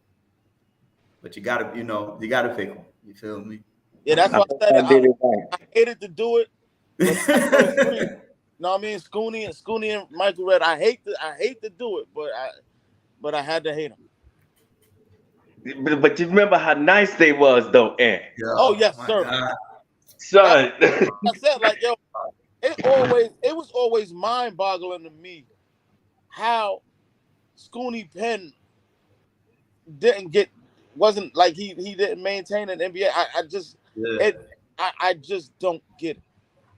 My thing was that year at the Big Ten tournament I don't want and to talk how about it. they played. I don't want to talk about it. Oh my God, son! I don't want to It talk was about it. like Red and Sue. I hated them. I hated them, dog. They played in that when they played in that Big Ten tournament, son. They represented, son. They almost made What me year cry. was that? Like, I'm trying to figure out what year was that. niggas have me outside ready to fight people, mothers and shit. I knew when Milwaukee drafted Michael Redd, I knew they was getting something coming off of Ray Allen. Yeah, they was getting because I knew they was getting something. That shoot. Yeah, he had a decent NBA career. He was all right. Yeah, he led them at one point. The Olympian. Yeah. He led them. He led that Milwaukee Bucks team at one point. Mm-hmm. Yeah. That's one of the honestly, that's a y'all must have forgot right there because sleeper. Michael Redd, one of the best too. Well, that's why I said that. That's what I said this is like a kind of like a y'all must have forgot joint right here because not a lot of people talk about that Ohio State team right there. Like that duo was crazy, dog. They led them far in the tournament. I don't know. I'm not sure. What year they went was to that? the championship, but they was pretty. I thought they might have. They was fucking nasty because they used to kill us, my niggas. Oh God. What year was that? I'm just trying to. I think that was a 94. What Michael Redd? 93, 94. That's why I said I A hate little to. later. That's later. That's later. I'm sorry. That's later. About 98, 99 type shit. Still, we getting old, Steve. We getting old, baby. Yo, son, that's still listen, yo, this shit, I'm like, yo, what fucking year was it? Like, my guy, I can't even. Something in the 90s, right? It was something in the 90s. That's all. Fuck that. We gonna say 90 something. Oh shit. I got it right here. They was in the 99 Final Four run, so it was 98, yeah. So from like 96, 97 on up. Yeah, okay. So. Oh, wasn't Red Olympian, you said, Eric? Yeah. Mm-hmm. I'm sorry, I'll be having Michigan flashbacks from Chris Webber, so sorry if I, every time. I always have those flashbacks. I'm still heartbroken from the Trey Burke on the block on what was his name, Silva, from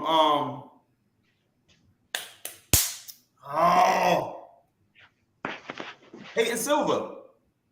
Oh, Louisville. In Louisville, yeah, nigga. I'm still heartbroken from that shit, my nigga. Because they called it a goaltend, which totally turned the whole fucking dynamic of that game around, son. He pinned that shit on the backboard, son, and we ended up losing. I'm sick from your boy from Villanova, Devchenko, because he lit our fucking asses up, son. That game right there is what got him drafted. Yep. That game got him drafted. Even though he was good, he was a good player. But that game right there, I was like, yo, who the fuck is this kid, man? Yo. He came out of nowhere, just got hot, and that was it, son. Yeah, man. So yeah, I got nightmares. So sometimes I mix my shit. You know what I mean? Chris Webber calling timeouts. Devchenko, Trey Burke with the block. They called it the refs called the fucking. I got a lot of fucked up memories from Michigan.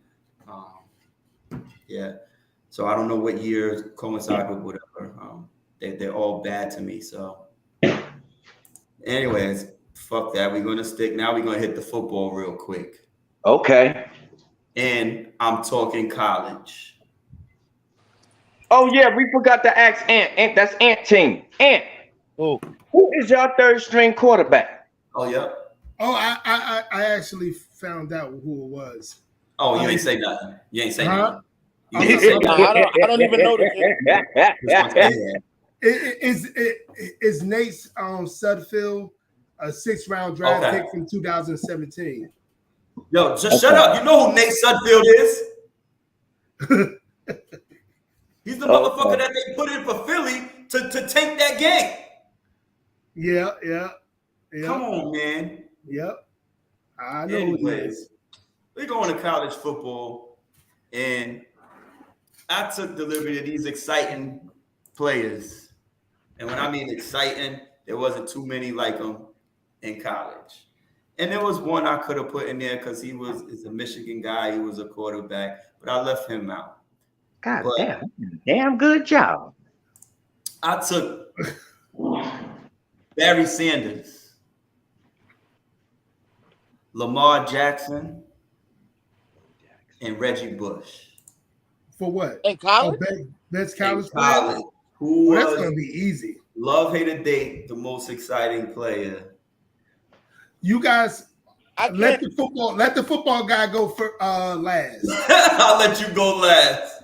Who won it The only first? thing about that one is I'm not gonna lie to you. I never seen Barry Sanders in college, so I can't. Me but, neither. I mean, I know what he was in the NFL. So I'm pretty. He was phenomenal in college. I'm pretty sure he was doing I looked it up. 3 in college. He was phenomenal. He was fucking crazy. Son. That's what I'm saying. If he did that in the NFL, I'm pretty sure he was whatever he was in the NFL times 3 in college. Yep. You know what I'm saying? I mean, but but for the sake of the argument, like I said, I never seen him. So don't kill me for this. I never seen him. So I gotta. I mean, like literally, never seen a highlight of him in college. I'm not gonna lie. Oh man, you better go on YouTube. I'm going on after the show. But right now, right now, he was alright. He was alright. No, right now I gotta put hate. What? And only he wasn't no Bush. Only because go ahead. Anyway, I never seen him. That's once again only because I never seen him. I'm a hater. Okay. I'm a date Lamar Jackson, but Reggie Bush was different. Special, baby. Reggie Bush was different, dude. Special. Like I'm gonna love Reggie Bush. Listen. Special. You know, you might as well pass it on to the football guy because I'm on the same boat. And no, we want to hear you. Huh? I'm gonna shut my mouth. You want to hear? He said the same. No, he agrees. He I'm agrees. the same. He agrees.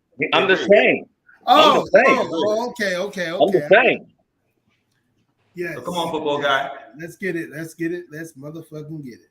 No, don't. You can't use your advantage. And this is the key to this one. You cannot use your advantage of you watching Barry Sanders in college. What?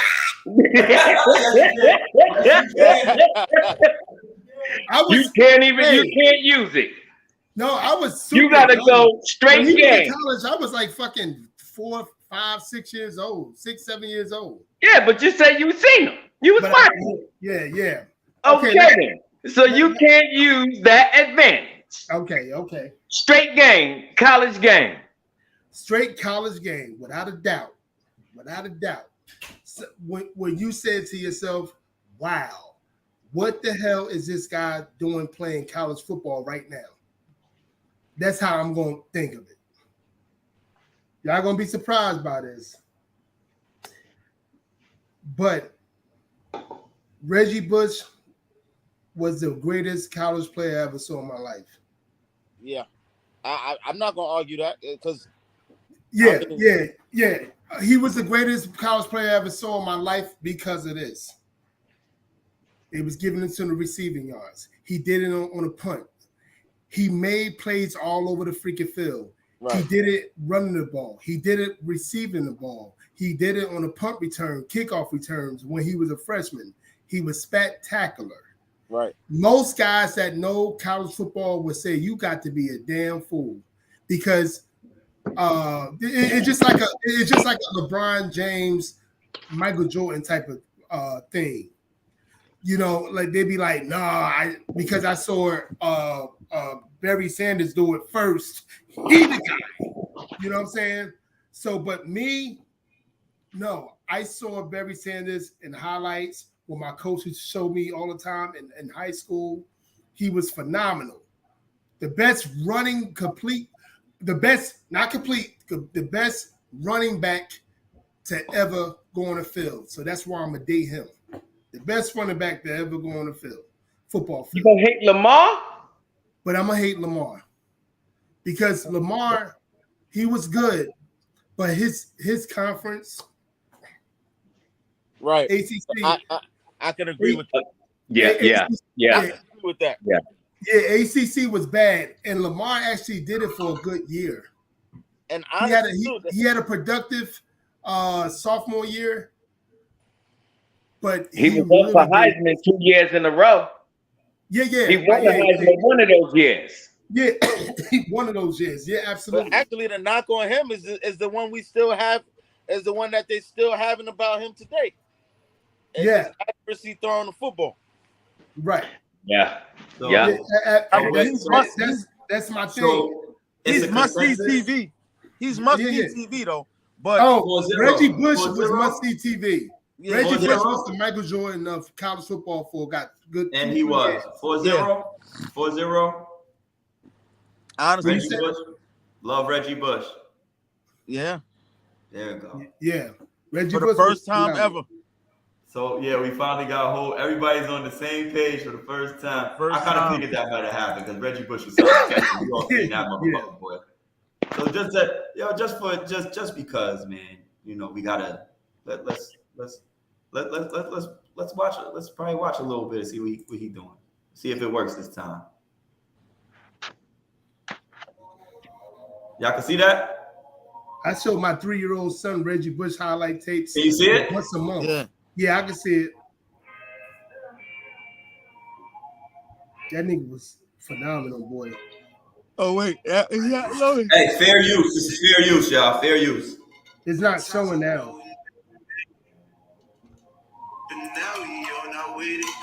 Oh, it's not showing? No. It just has. Oh, hold on. Let me get out of here. Oh, I see it now. There you go.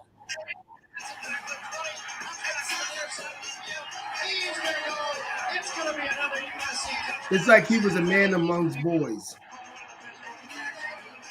Oh. Yo, that shit on the sidelines. Look at this shit. What the fuck? He was matting like what you call it? Matting 2025 in 2003. Like he was phenomenal. It seemed like shit. You remember the speed button? Like that. You remember the speed button? He was that. He like shit. Yeah.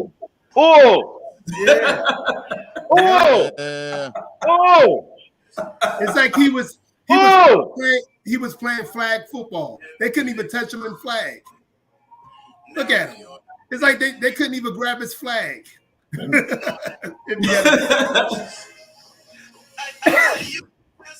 They had no choice but to slide him some money on the top.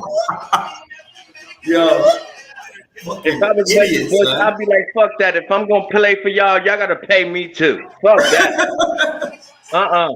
Yeah, man. And they had a nerve to try to take his Heisman because he took because he was getting that money, son. You gotta pay for shit like that. Yeah. Look how much stock he blew up UFC just with that. His season's there, son. Oh. Look at this. Look at this. Those TV see the stretch at the end? Look at him. Nah. Those TV ratings for USC from like 03 to 05 was phenomenal. All these college football, all these college football players getting that player likeness and images money. They owe that to Reggie Bush. Yeah. But I didn't owe that to him.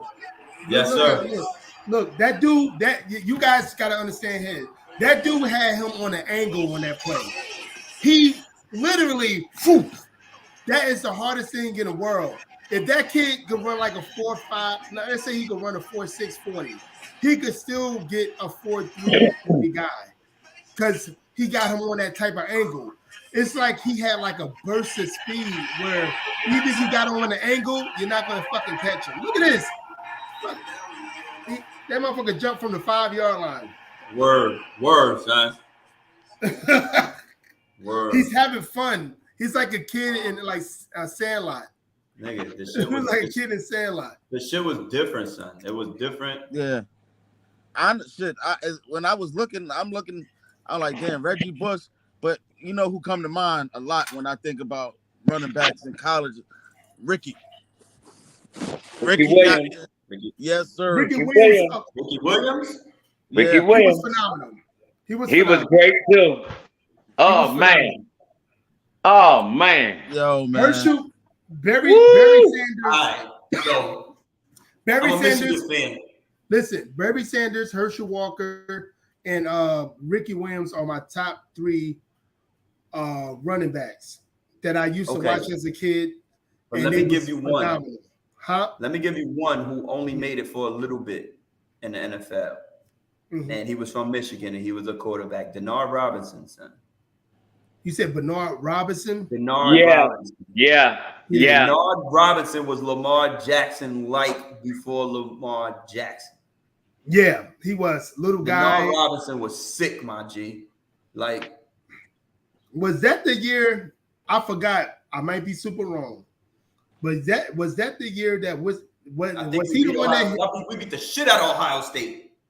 But did they play when South Carolina DN? What's the guy that played for? Oh Cleveland? Yeah. Mm-hmm. He hit him like that, right? Yeah. Woo! That was a highlight for the next. That's what's the name? Who keep getting hurt? Yeah, and keep getting traded around. What the fuck? No, he's still with Cleveland. Yes, it's going to be his second year, I believe. He's still with Cleveland. He's the other DN. Played for Houston. Yeah, he was with Houston for a while. Come on. That's when he made the dude fumble and he picked up the fumble. Yeah. He like picked up the fumble as he was still tackling them. But what the fuck is his name, yo? Like I'm running a blank right now. My bad. I'm running a blank. All right. Yo, who is that, Ant? Huh? PPA. Help us out right now. We just running a blank. We know exactly who it is. He was a defensive end. He played for Houston. He started his career with Houston, but he kept getting hurt. So now he's like with Cleveland. He played with Tennessee. He kept getting he keeps getting traded around. And Clowney? Yeah. Clowney. Yes. It took me a minute. Sorry. Clowney. That's when he sacked that dude. He was phenomenal. Michigan, that was a phenomenal quarterback. Athletic quarterback. Exciting. Yeah. He could have. I think he was trying to be a running back in the NFL. Exciting. Was he trying to be a running back or? He did. He played running back for a little bit for Jacksonville. NFL, I think. Yeah. I think it was Jacksonville. He played running back for. Because he was only like 5'9", maybe 5'11". Yeah. 5'11". He wasn't that big.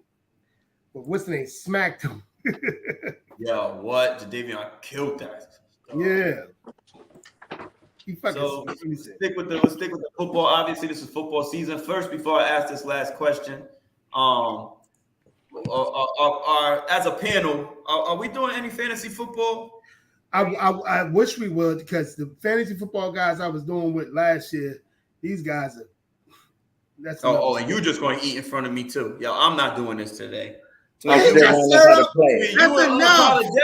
Between you and unapologetic today, listen, y'all on my list today. Y'all on my damn list. He came out of nowhere. It was in the dark. Hey, it was in the dark like 2 seconds ago. He came out of nowhere. I know, right? I'm still learning how to play it. You still learn how to play what? Fantasy football. But we can set it up where it could be easy. So, like, you got the Yahoo one. You know how to use the Yahoo one? I never played. I played, but I fell out of it. So we could do two. I didn't know what to do. So we could do two. We could do a pick'em. We could do a pick'em one. I would just. We could set up the pick'em one where you just pick your squads, the winners every week. and then we could do fantasy football. Whoever wants to play. Yeah. We'll do like a little small one between people who come on the panel. You know what I mean? Whatever, we keep it between us and do something like I'll buy a trophy. Like, you know what I mean? We keep it like that. You know what I mean? That's what I mainly play. Game for game. We at least should have like 6, 7 guys, maybe even 10 the most. No, I don't like 6, 7 guys. Maybe 10 the most. Nah, it's not gonna happen. Yeah, but I'm just saying we should do that. Yeah. I said people on the panel. That has nothing to do with anything else. True, yeah. Okay. People who come on here. We had DL on here. He'd probably be down, right, Ant?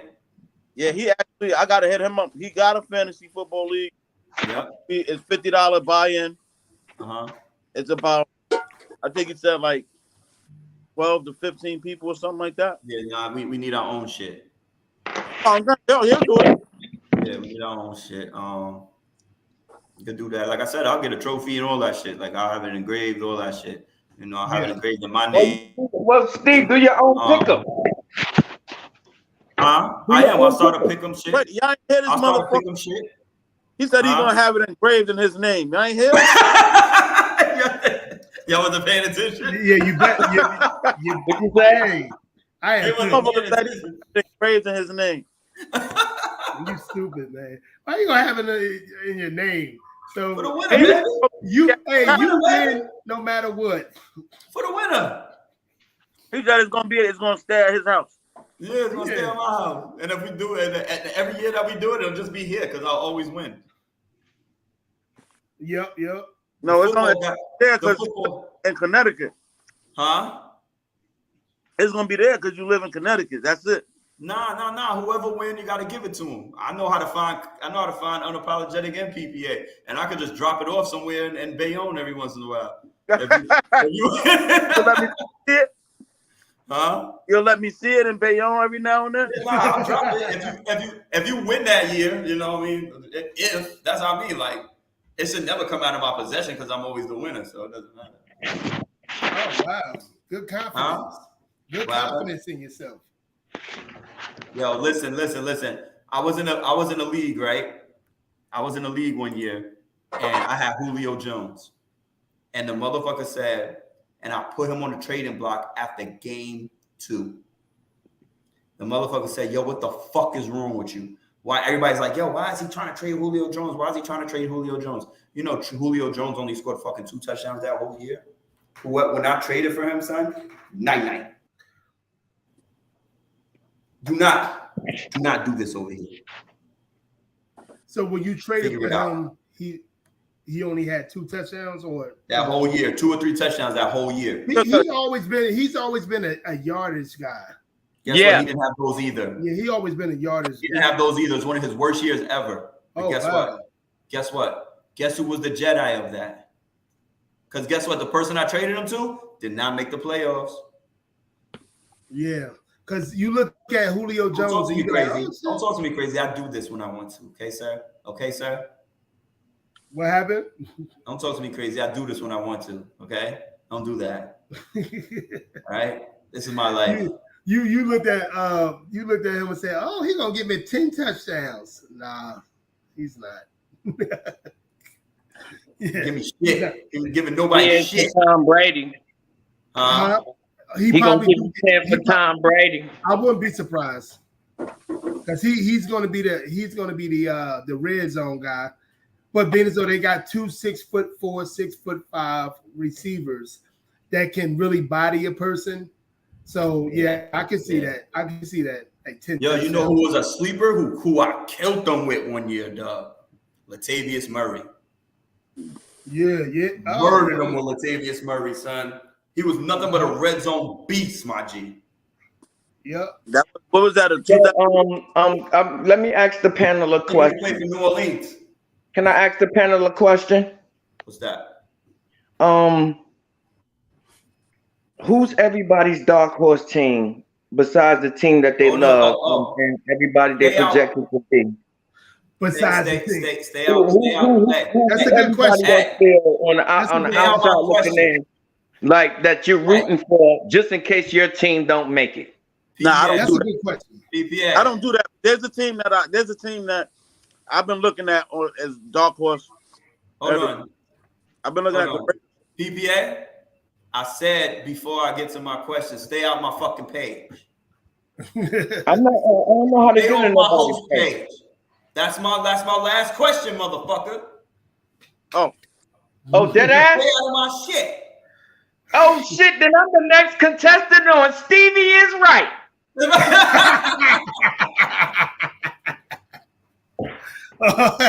Come on down. Yeah. So my question is, being that we'll figure out the fantasy football later. Do you think there's a Bengals team this year? And who do you think will represent? What two teams you think will represent in the Super Bowl this year? That was a two-part question. But who do you think is the Cincinnati Bengals of this year, the dark horse, like he said? And what two teams do you think will represent the Super Bowl this year? That was my last question for the day. And now you can go, being that PPA wanted to jump the gun when we was talking fantasy football because he don't know what the fuck he's doing. But go ahead. Who you think? I'll let somebody else go first. Whatever. I'll let one of y'all go first. Because I got to think on it. Because you know, what I've been doing, y'all, I've been watching, NFL training camp. Yeah, me too. And I'm seeing certain things go on in these players in their practices. You know what I'm saying? And I'm going to go by from what I've been seeing this week. Go ahead, y'all. Go ahead, Ant. You was first. Go ahead. Well, my dark horse, who I'm watching, besides my the Raiders. I like the Raiders, man. I like what they put together. So who? That's dark horse, the Raiders.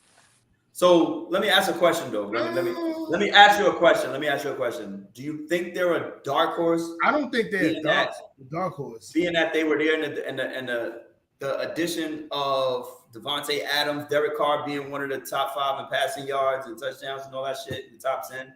Do you think they really a dark horse with Jacoby Jacobs and fucking Hunter Renfrow and the boys? They got Darren Waller's one of the best tight ends, top 3 tight end in the league. All right, but here's the thing. It's only on paper. I got to see it formulate first. But it kind of did last year. I go with them being a dark horse because of that division that they play in, though, kid. You can't deny that division. No. But you don't think they're going to be one of the best coming out that division? I think they're going to be top. I think they're going to be the best because they got better. That's why I said that's why I said I've been watching training, and Russell Wilson been looking good out there in Denver. But he already his weapons going down. Wide receivers. They're still working on some stuff. Yeah, his weapons getting hurt. When they play, I get that feeling that they lost a key piece. He lost a key piece already. Yeah, but I think that with the thing. He lost two. Yeah. Who? I know he lost something, right? He lost something at the beginning, like before training camp, and he lost the other guy from a ACL injury like a week or two ago. The other receiver he's nice. Not Jerry Jeudy. Guy's name. I'm Patrick, so bad Patrick. I'm not for sure, but he's another receiver, a good one. He's like the number 2. Sutton is projected to be number 1. Sutton, Patrick, and Jerry Jeudy. Quick question, Steve. Yeah. When you talking dark horses, you talking dark horse? Period. Nobody knew Cincinnati was coming. Nobody seen Cincinnati doing that. Okay. Hell no. Okay. That's why I see what you mean by the Raiders. Okay. But are you able to pick on each side, or you got to pick on one team and one team only? Just one. Then you could give me a Super Bowl picks, but just one. You didn't eat? Give me one dark horse. I don't know. So if that's the case, I don't see no Cincinnati this year. Then I just don't see it. I just don't see it. Not to say that there isn't one. I just don't see nobody. Well, have we said that last year? I don't see no. Let's say Cincinnati last year. I'll give you one. I'll give you one. I'll give you one. I hate to say it. Philly? The Eagles. They not a dark horse. I would have said Eagles too.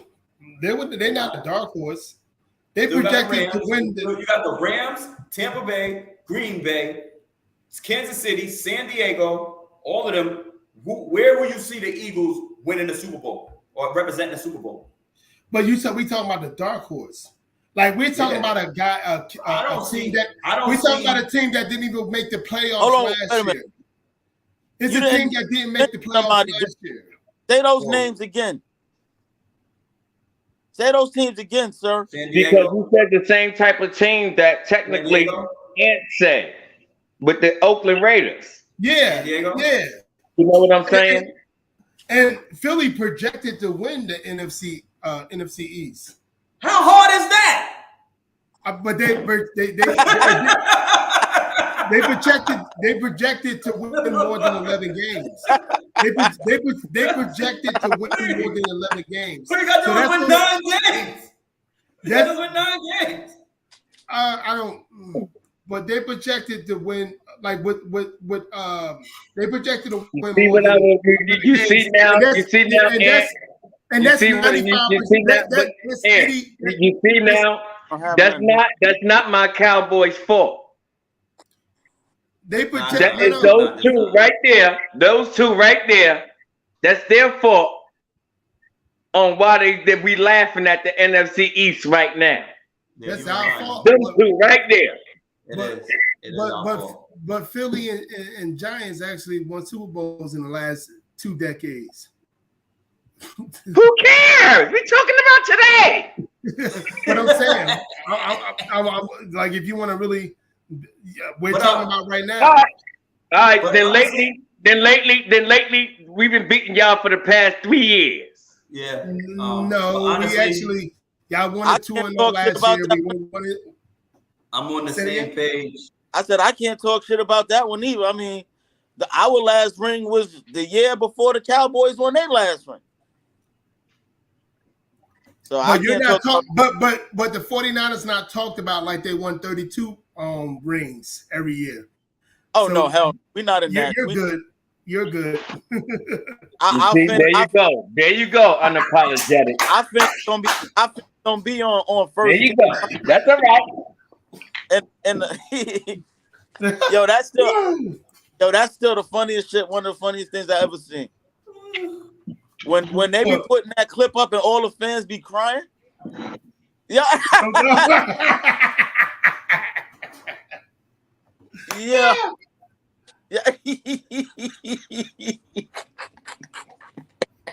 Oh my God. Why they do that to the Cowboy fans?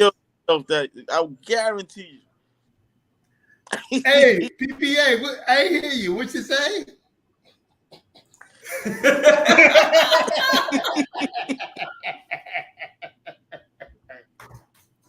Yo, now the Dallas Cowboys got picked to the NFL.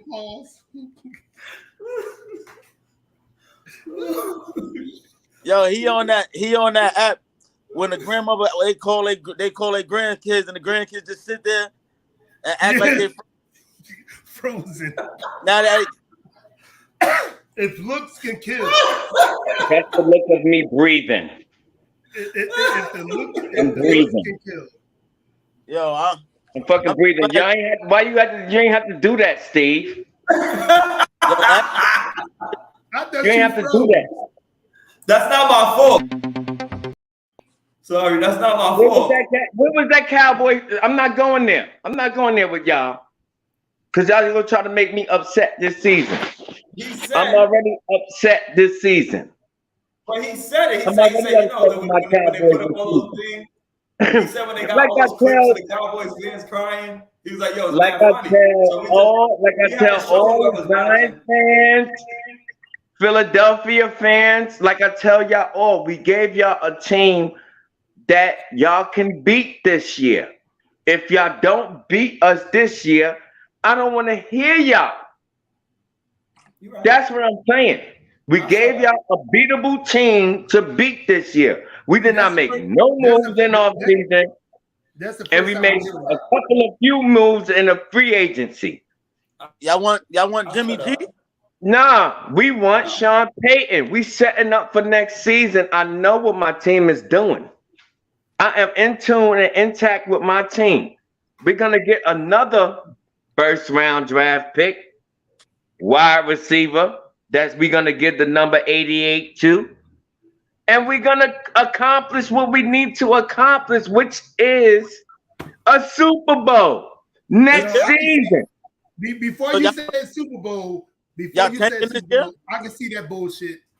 I can see the Cowboys doing that bullshit, getting Peyton Manning, get another wide receiver. I can see that. I can see that. Peyton Manning. Huh? I mean, you know what I'm saying. I'm a little tipsy. I'm sorry. I said that motherfucker. Yo, I ain't gonna lie. That's what happened when you Nigga, I said John Wall and DeMarcus Cousins plays against themselves last week. Like I said, remember when they played against Kentucky?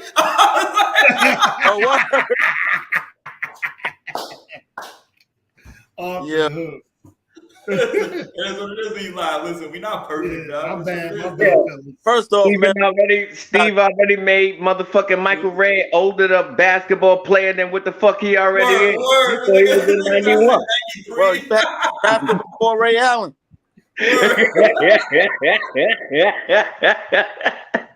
was like, yo, remember LeBron in the 80s?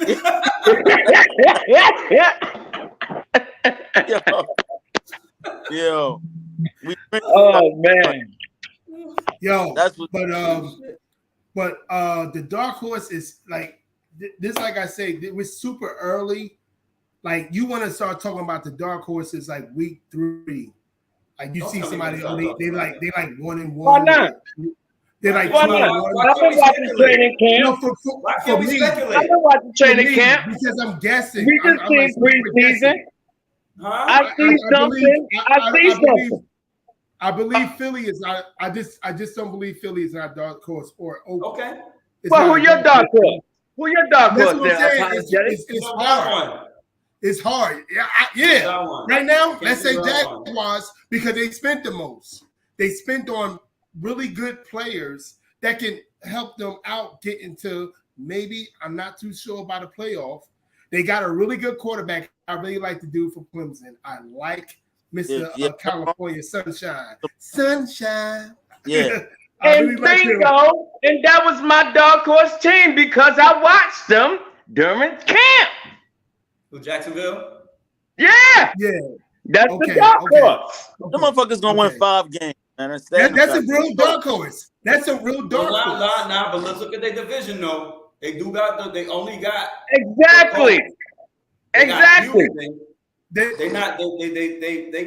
can actually. But they actually a real dark horse though. But they're not as a dark horse as maybe maybe Cincinnati was. Maybe Cincinnati, huh? Tennessee, the Colts, the Jaguars, and almost.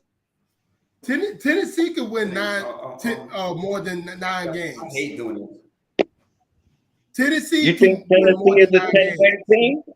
You think Tennessee is a 10-win team unapologetic? Yeah, they can win more than 9 games. They can win more than 9 games. With all the money that's been spent out there in Florida and Jacksonville. Yeah, but I'm saying I'm making your case and my case. Because they ain't gonna lie. Trevor Lawrence is pretty much set up for him to have success this season. But I'm making more than Ryan Tannehill. Yeah, I'm making your case and my case establishable because I can see Tennessee. If I can see Tennessee winning 10 games, it's like with Cleveland. We thought Cleveland was going to be a playoff team last year. We thought Baltimore was going to be a playoff team last year, and we doing When I'm saying unapologetic, but I'm just saying for them to be a 10-win team, they got to beat the Jacksonville Jaguars at least twice. Listen to what I'm saying. We thought 3 teams out of the AFC. What is it? AFC East? No, South. AFC. Is it South? No. I'm talking about Cincinnati. I'm talking about Cincinnati. AFC North. Cincinnati is North. Yeah, AFC North. We thought 3 teams other than Cincinnati can make the playoffs last year. We thought that. So I'm saying Tennessee and Colts with Matt Ryan still can put up the big numbers like he did last year. And all they needed was Matt Ryan, a type of quarterback like him, to go over. Huh? And he looked good last. You're right. Because he looked good last night. Matt Ryan looked good last night. Yeah. So those 2 teams that could be above them, and you have to realize it's the AFC. AFC got AFC West. That 3 or 4 teams can make the goddamn playoffs. You know what I'm saying? They got a lot of different competition. So that's why I say say it again. Give me your Super Bowl picks. Okay, I go first with the Super Bowl pick. My Super Bowl pick, I don't want to make it easy. I want to make it controversial. But you can actually see that. And I hate that I'm about to say this, and you know I'm about to say this shit, and it makes me mad. I can see in the AFC, I can see San Diego going to Super Bowl. And I can see the Eagles going to Super Bowl too. All right, and what's your Super Bowl pick? Oh man. And this is for August. I'm thinking August right now, and a little controversial. Yeah. And we are subject to change later on in the season, in the middle of the season. We could get the change. Exactly. Let's get that one out there. I'm going with the Raiders and the Niners, man. All right, we don't like that bias shit, but go ahead. Yeah, we're trying not to. I could say the Giants because I'm super biased. But that's not a bias. The Niners are actually good. Yeah, but you're banking on Trey Lance to be great. No, their quarterback is new to the game, so no, I'm not giving you that. I'm not taking Trey Lance in the playoffs right now. No, not me either. I am. Okay. I get that as a fan, no doubt. We in there. I am. Yeah, you're biased. If I Stephen A. Smith. All right, so all right. So if I'm not taking the Niners, then the fucking Rams is going back. Okay. That's a good one. That's a real good one. The Rams and the Raiders. I think the Raiders is gonna come out, man. I go Buffalo. And I'll go. They got better. Buffalo defense got better. Yeah, I about to say that's nice. And they're in cahoots with Odell Beckham. So yeah. I'll go Buffalo. I'll go the Giants should pick Odell Beckham. Get him. Giants, get him. Fuck it. Get Galloway. I'll go Aaron Rodgers, Green Bay. Buffalo, Green Bay. I mean, that's controversial because I think Aaron Rodgers and them they're gonna always be probably the 2 seed or maybe 3 seed, maybe even 1, because he know how to win regular season games. But the NFC is kind of the NFC. Honestly, NFC is kind of trash. I don't think so. But the flip side is if anybody predict the Super Bowl right now, get 200 from the rest of the panel. Right now. Like right now. Right now. No, that's hard. You can't go by when it's subject to change because there's money involved. That's hard. When the money is involved, everybody in the panel give the man 200. Well, So- that If let's you're able to predict wait, it right now and it comes to fruition, we got months. It's months. before It's months we of stamp football it. left. Wait, Before where the we, 200 coming from? yeah. Everybody's pocket to one cash app. So Right. 200 each. No, go. 200. Hey, 200. Steve, 200.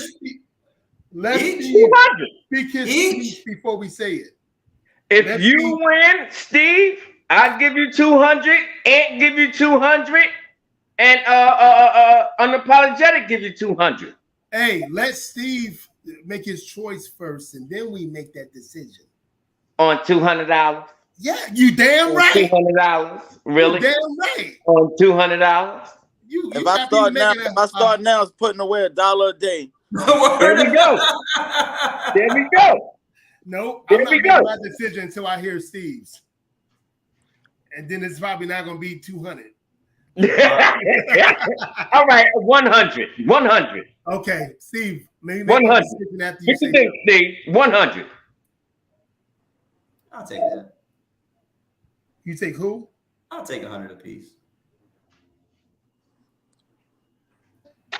Whoever predict the Super Bowl right. That seems fair to me. No, I want to hear who you. But just let's make a pick next week though. I with want to that. hear who you.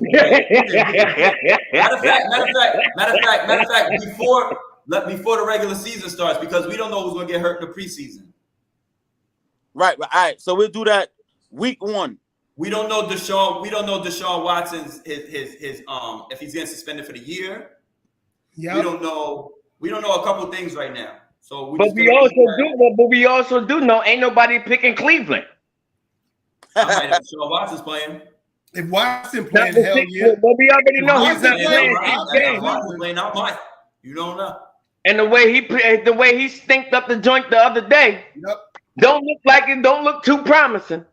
Nah, but I'm For not. no Super Bowl. We're not gonna do that. We're not gonna go off of that after the man didn't play the whole damn year. Yeah, I'm not gonna go. No, we're not. But I'm just saying he ain't gonna be getting those particular reps in his preseason to prepare him for a regular season. Mm-hmm. All right, he just played. Yeah, and he stinked up the joint. So just getting the rust out. He'll be okay. Okay. If he only Okay. gets games. He's only handed it. He's only handed it off to Nick Chubb anyway for a while. Steve, how big of you is a Deshaun Watson fan? You defend him a lot. I love Deshaun Watson. How big of a Deshaun Watson fan are you? He's a real He's one of the deal. better players. He's a real deal. He's one of the better By quarterbacks season in the 8, whole NFL. by week 8, he'll be just fine. He's If definitely he a get real those deal. 6 games, the seventh week he gonna come back. He'll be strong, but then by week 8, he'll be at top shape. By the way, I don't like the fact that Deshaun Watson had to sit out last season for those reasons and had to get an additional 6 games this season. I think that's enough. Yeah, I think I agree. I think that's enough. I agree. You want to know? You want to I know think where? it's time to move on and get on with the You sport. want to know where? You want to know where it gets twisted now? he should have had time served. Yeah. But you want to know? You want to know where it gets twisted? Because they didn't You want even to know know where it gets twisted? It only gets twisted in one aspect, son. Damn. Because he said sorry.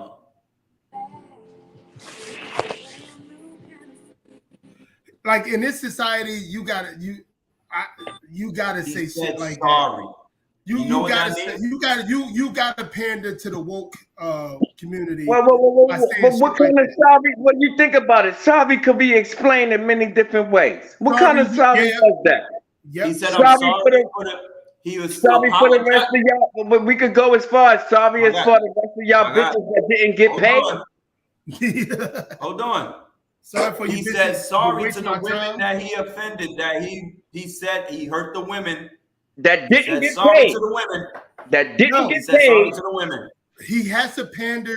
Basically, he has to pander. You're admitting your faults. He has no. to pander.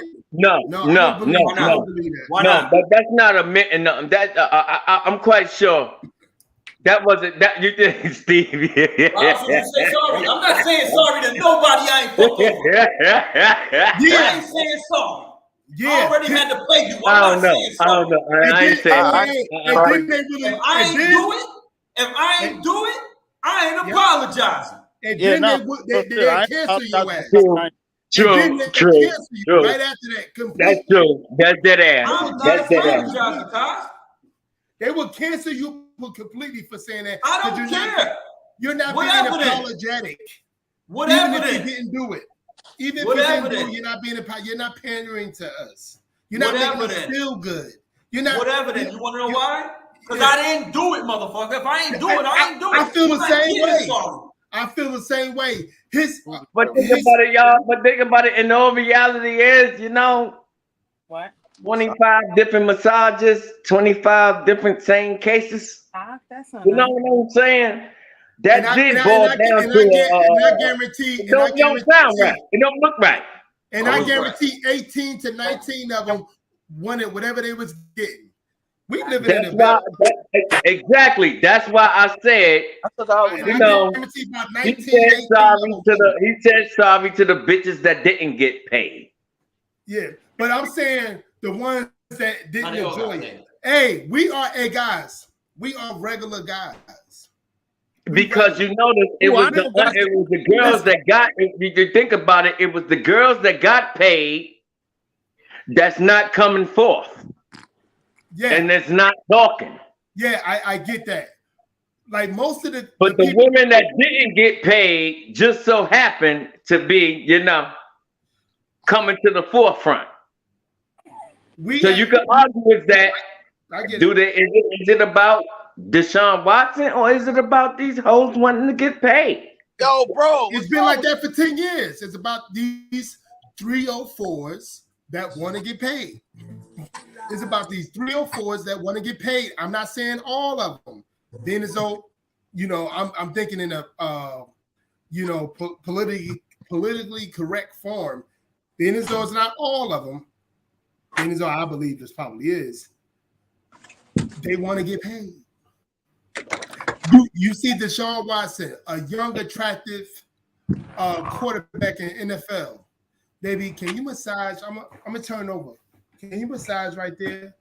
I mean, well, if I could get like 10, 15,000 more, yeah. Are you willing to pay 10, 15,000 more? Yeah. I do that for you, sweetheart. You 24-year-old sweetheart. That's a starting quarterback that got a future. You think these women ain't Googling? Deshaun, let me see what he about. I don't watch. First of all, they know who he is before he enters the building. Yes, indeed. They know he's coming. Yes, indeed. They know he's coming to whatever massage place he's going to. They know he's coming. Yes, indeed. So this is why I said, but that's why I like people like Derek Jeter. Because Derek Jeter said, look, I'm gonna get this paperwork. Look at this paperwork. Derek Jeter said this: sign this, stupid. Whatever we do, you sign this. And Derek Jeter been doing this shit since 95, 96.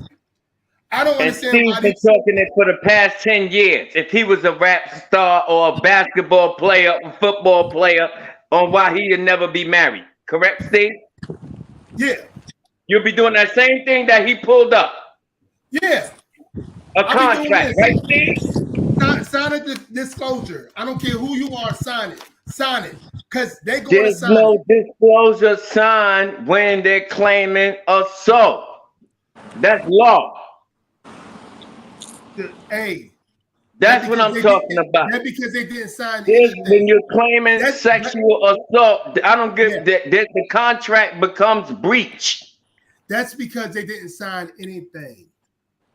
What would you go? How you gonna put? And I'm saying this to a lesser degree. How you gonna put smacking the bitch on the ass in the contract? By anything Explain goes. that. Hey, 2 Live Crew did it. Luke, he been. How you put that in the contract? He's been doing Explain it that since to me. 1990. He's been doing it since 1990. Luke. All right. been doing this And signing contract. but you Wait, slap he put in the you contract. do what you do. Listen, I'm just saying, listen to me. You do what you do, you slap on the ass while you're doing what you're doing. But meanwhile, you're pulling her hair, you're choking her neck. So what I said before. How you explain that in the contract? They didn't sign anything. That's allowed, and you gotta sign a disclosure. They didn't and sign anything. You've been paid. They didn't sign anything. They didn't sign anything. Luke used to tell whatever strippers that came to his convention, whatever, I'm going to put a Heineken bottle up your damn coochie. And he put it in disclosure. You can look this up yourself. White woman that was a stripper, she actually was in the Navy, said that he assaulted me with a Heineken bottle, and come to find out, she signed that this was in the disclosure. Against who? Luke. Luke wrote a disclosure, anything goes, bottles, stuff like that, where strippers do their thing. And it was a Caucasian woman that came out and said he assaulted me with a Heineken bottle. Come to find out, she signed a disclosure saying that yes, bottles will be up your That you see why is a difference? Because this is a repeated. No, I'm just saying. That's one disclosure on one chick on one situation. This is repetitive when it came to Deshaun Watson. Deshaun Watson was raised with a baby mama. Like he was raised with a. He was raised. No, I'm just saying. Correct me if I'm wrong. No, you're right.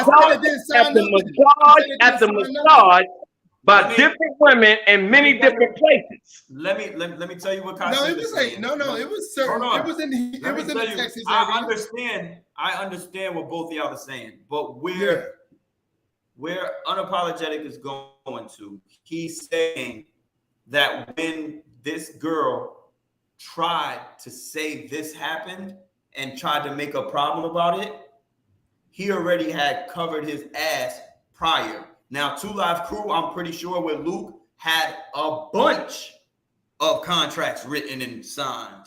So did Derek Jeter. So that's why he's saying that Deshaun Watson. You got to specify, Steve. A bunch of paid content. Paid content. Where? What are you talking about? You think the girls that's under contract on Luke's whatever he allowed, they wasn't paid for that? Yes, that's like what I'm saying. This like the show. We talking about. That's why I say it. That's why I say. That's why I say it's different. When that's why I say it's different. This is the same situation. You know what the problem is? Time after time, 25 times during massages. All right, this is the real problem. 25 times. I'm trying. That's how my woman came to the conclusion that Deshaun Watson like his massages. I'm trying to tell you. Yeah, y'all talking about an individual. Y'all talking about an individual, right? But you're not talking about the bigger picture. The bigger picture was the organization let him do it and helped him do it. That's the problem. So when we talking about Deshaun Watson, you got to sell the Houston fucking Texans because the owner's trash. They let him do it. They coerced women to go do it for him to do it. Yeah. So everybody who's complaining should deal with the owners because guess what? The owners came out of pocket to help pay these women because they knew they was in the wrong. Hey, listen. Let's say I become big. Let's say God willing, this podcast thing for all of us is going to be great. They're going to look at our past, and then it'd be one woman that would say something. This happens too. It'd be one woman that say something, and then it'd be 10, 15 women that say something because they say, wow, she getting that. Oh, I know Kasim. Oh, I know PPA. I know Steve. Let me say something too. We live.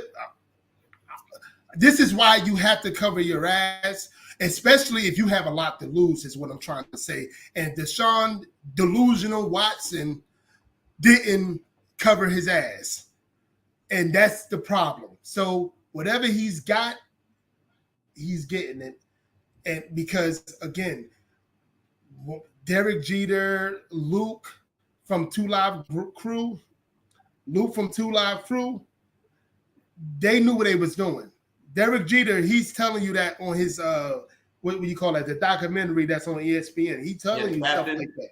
The captain, yeah. You know, he said he covered himself. People wanted Derek Jeter. The women, everybody wanted him. He was Mr. New York for almost 20 years, even when Eli Manning and them was there. So it was like, yeah, he's covering his ass, and he's been doing it since he was rookie year. He was a rookie, was doing that. He said, "You guys ain't getting me on that. Get out of here. you guys ain't gonna get me on this stuff on this. I'm gonna cover my ass." And that's what Deshaun Watson did wrong. That's why I wouldn't be surprised if 40 women that know of Deshaun Watson just know him.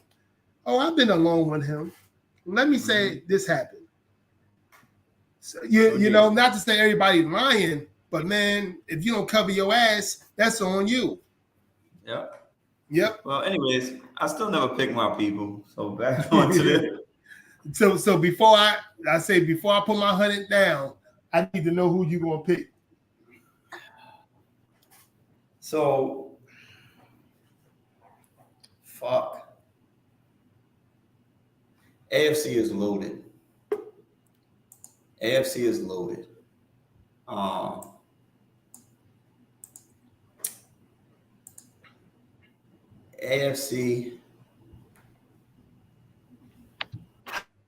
PPA.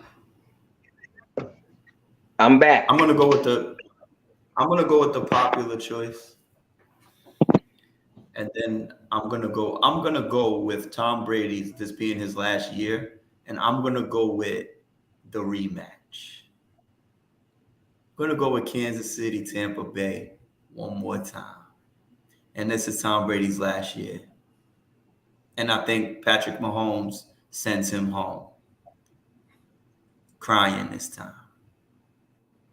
Unless Miami can pay him more.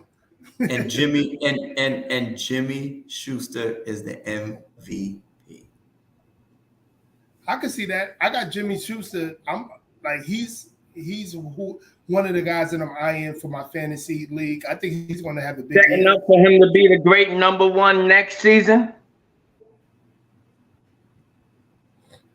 Okay, we could put that 100 down. That makes sense. It makes sense. It makes sense. Yeah, we can put I'm gonna say that's my early after week 1 preseason pick. Because I think Tampa Bay suck on defense this year, but we could put that on. And even on the offensive line, I don't think they're gonna be good at all because they lost 2 guys. But I just them weapons that Tom Brady and their division is trash. So by the time the trades that are made, supposed to be good this year. Their division You don't is believe trash. in Jameis? You don't believe in Jameis? Believe in who? Jameson. Who? Jameis Winston. Jameis Winston. Yeah. Okay. Who? Don't be wrong by week 8. I'm just saying, don't be wrong by week 8. I know. Just don't be wrong by week 8. Who's their coach? Because I'm going to refer back to this. Who's their coach? I'm gonna be honest with you. I don't know their coach. Who's their coach? Greg Williams, some shit like that. A Williams guy, Greg Williams. Exactly. One of those It Williams. was the assistant. It could be the Williams. It could be the Williams sister's father. I don't know. They stay in house. They did stay in house on what they was doing. Doug Williams. Michael Thomas coming back. Alvin Kamara coming back. I don't know. Who's they coach? They coach. I think it's his last name is Williams. I think it's Greg Williams. Who? But I look at Michael Thomas coming back. Alvin Kamara coming back. So, they got a good receiving core. offensive line with defense. I think they've been there.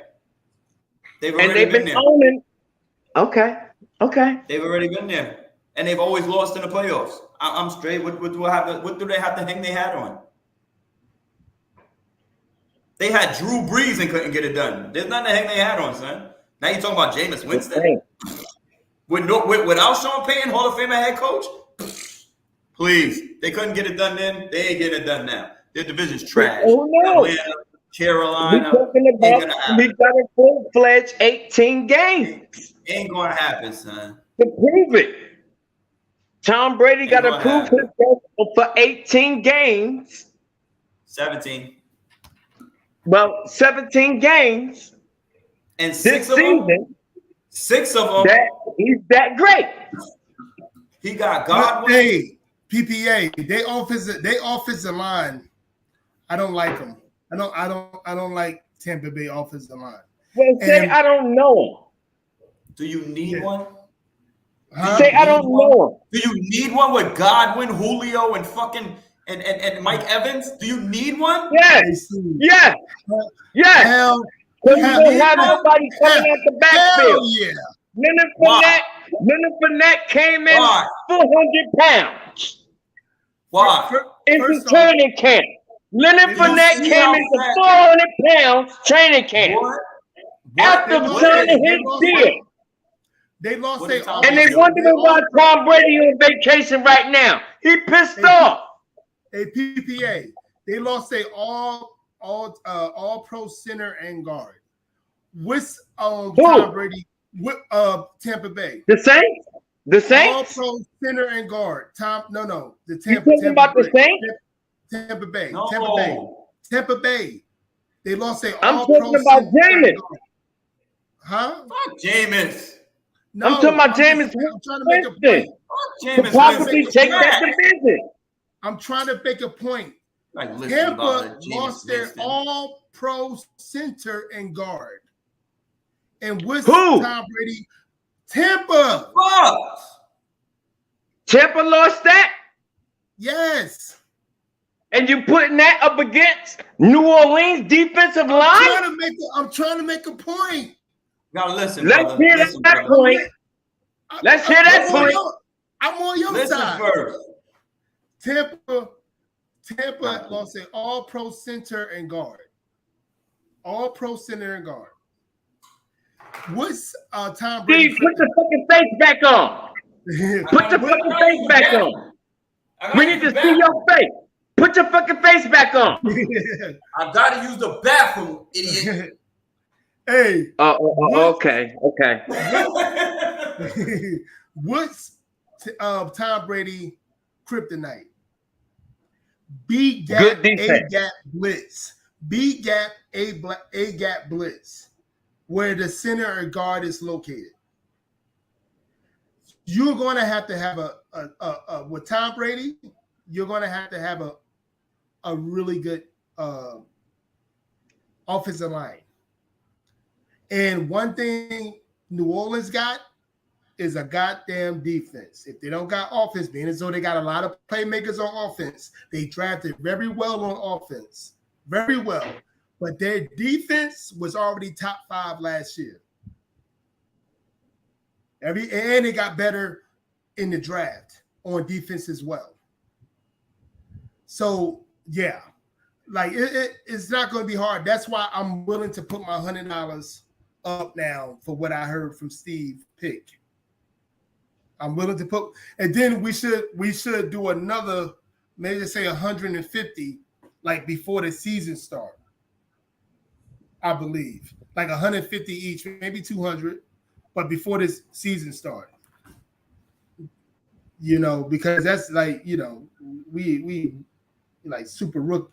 You know, I think we should do that. How you feel? It sounds like you're trying to make it your odds. I'm just saying, I'm trying to see what's going on with Steve. No, you sounded slick, unapologetic. You sounded slick. Hey, I don't know what's the first week of preseason, man. I swear, people No, can get. no. I'm just saying you gotta know because we put you in a position where you got to be bold right Yo, now. like the second week of September, I'm going to Mohegan Sun. I'm going to Mohegan Sun, and I'm gonna put like $300 down on the underdog, on different things like who's gonna win under 6 and stuff like that, and who's gonna win Make over the playoffs 6. and all of that. I'm gonna put like I'm about $300 down when I go to Mohegan the second week of the season. You know what I'm saying? I'm gonna do that. Yeah, because they're gonna give me 2 sides. Yeah, in Mohegan. Absolutely. I seen shit that I seen. Now. Yes, I can't even take a piss without you yelling at me.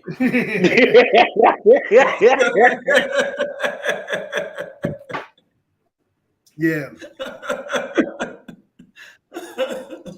Well, whatever. You know, we'll figure it out during the season. I would love to see the rematch, but I got one more bonus question just off a GP conversation. So we all know Green Bay. We all know Green Bay is possibly they're gonna take the division like they always do. So who do you foresee being the number 2 in that division? You got Detroit, Aiden Hutchinson. Looks like my Michigan guy is going to be a beast over there. And that team looks like they got some upside. Jared Goff, I don't know how good he's going to be over there. Minnesota. That was my dark horse team in the NFC. Minnesota. Still?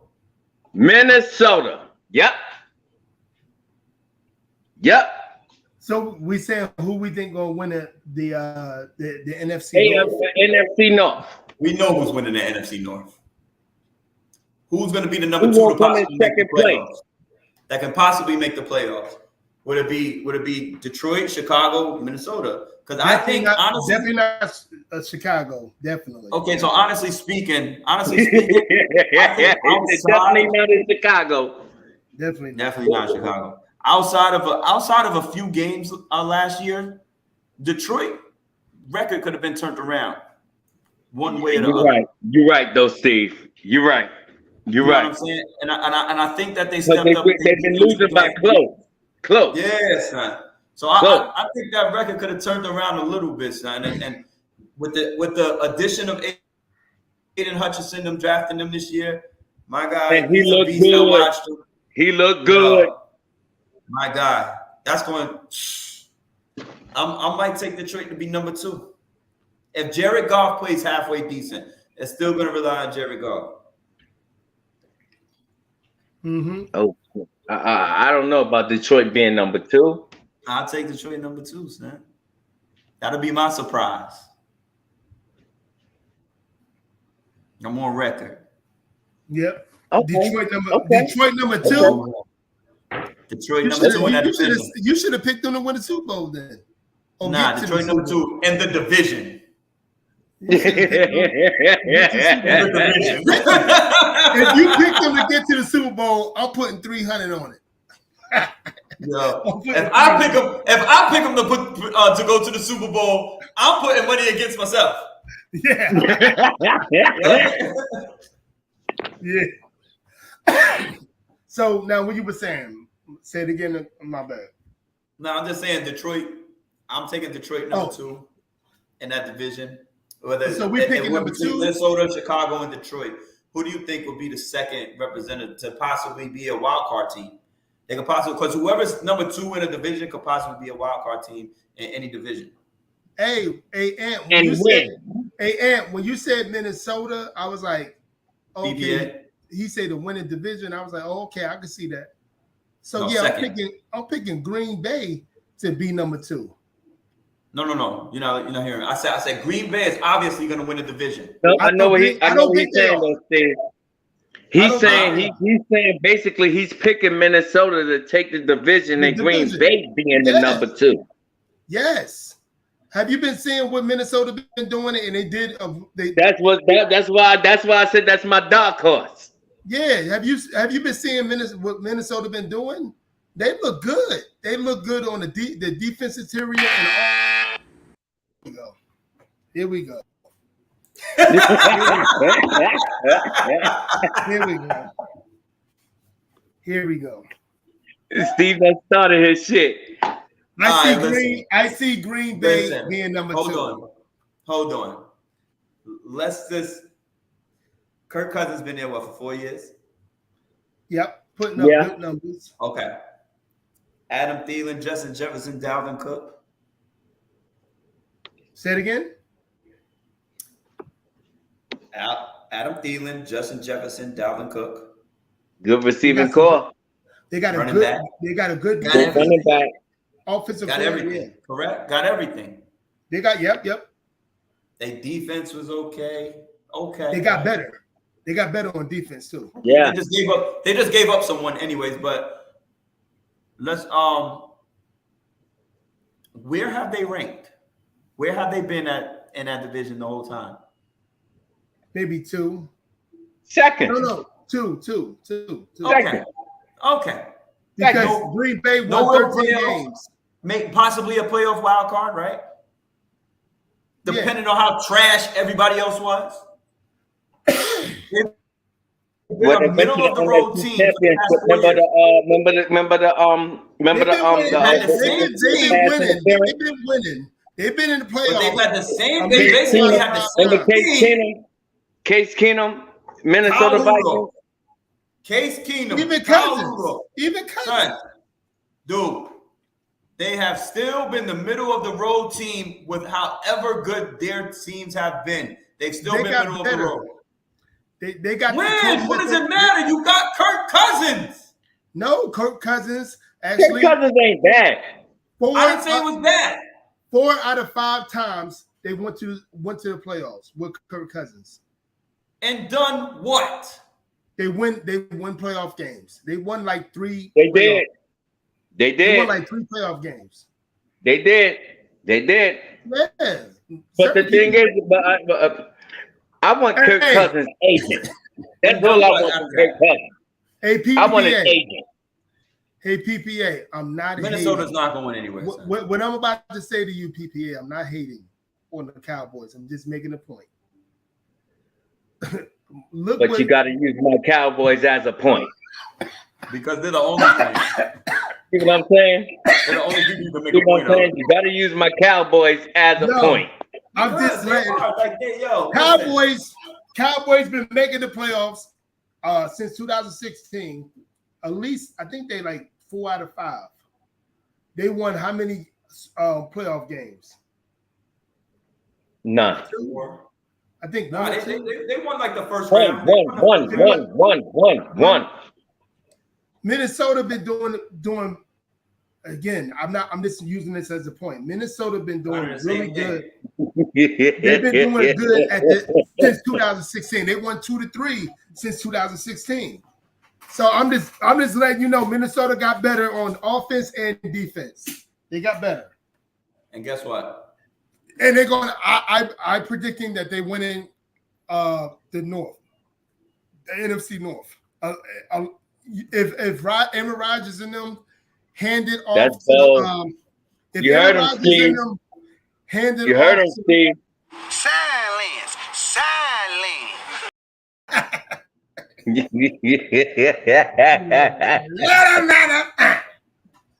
That's bold. I got to win it. I got to win it. I got Detroit number 2. I'll take Detroit number 2 because I think they'll be all right. As awkward as they motherfucking coach is, I love that coach. Yeah, for real. As awkward as he is, as different because he's different from all the coaches that we look at and we hear from. I like that fucking coach. He's just different. Who is it? He really putting fire up on the motherfuckers' asses in Detroit. Hey, Dan Campbell. I'm about to make a point about Detroit of 2021 and the Giants of 2020. Giants won 6 games in 2020.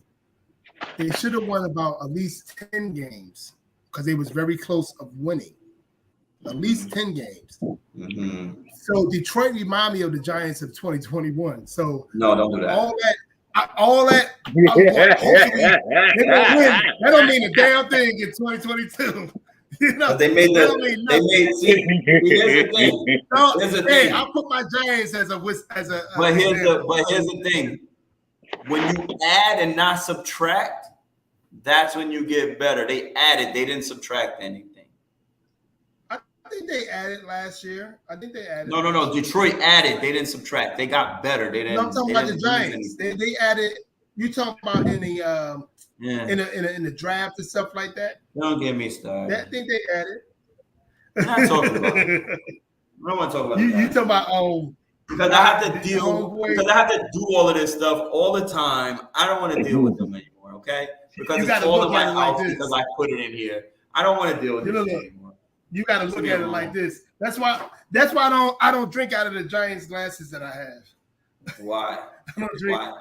Until they start winning, I'm gonna drink out of it. Nah, I drink out of all of them. Oh man, because I figured I gotta be drunk to watch these motherfuckers anyway. Man. Well, if y'all start winning this season, I know them glasses gonna be thrown in my face. At least I know what's gonna be thrown in my face every Sunday. Throw in your face now, and we stink. No, hey, PPA be throwing shit in our face too.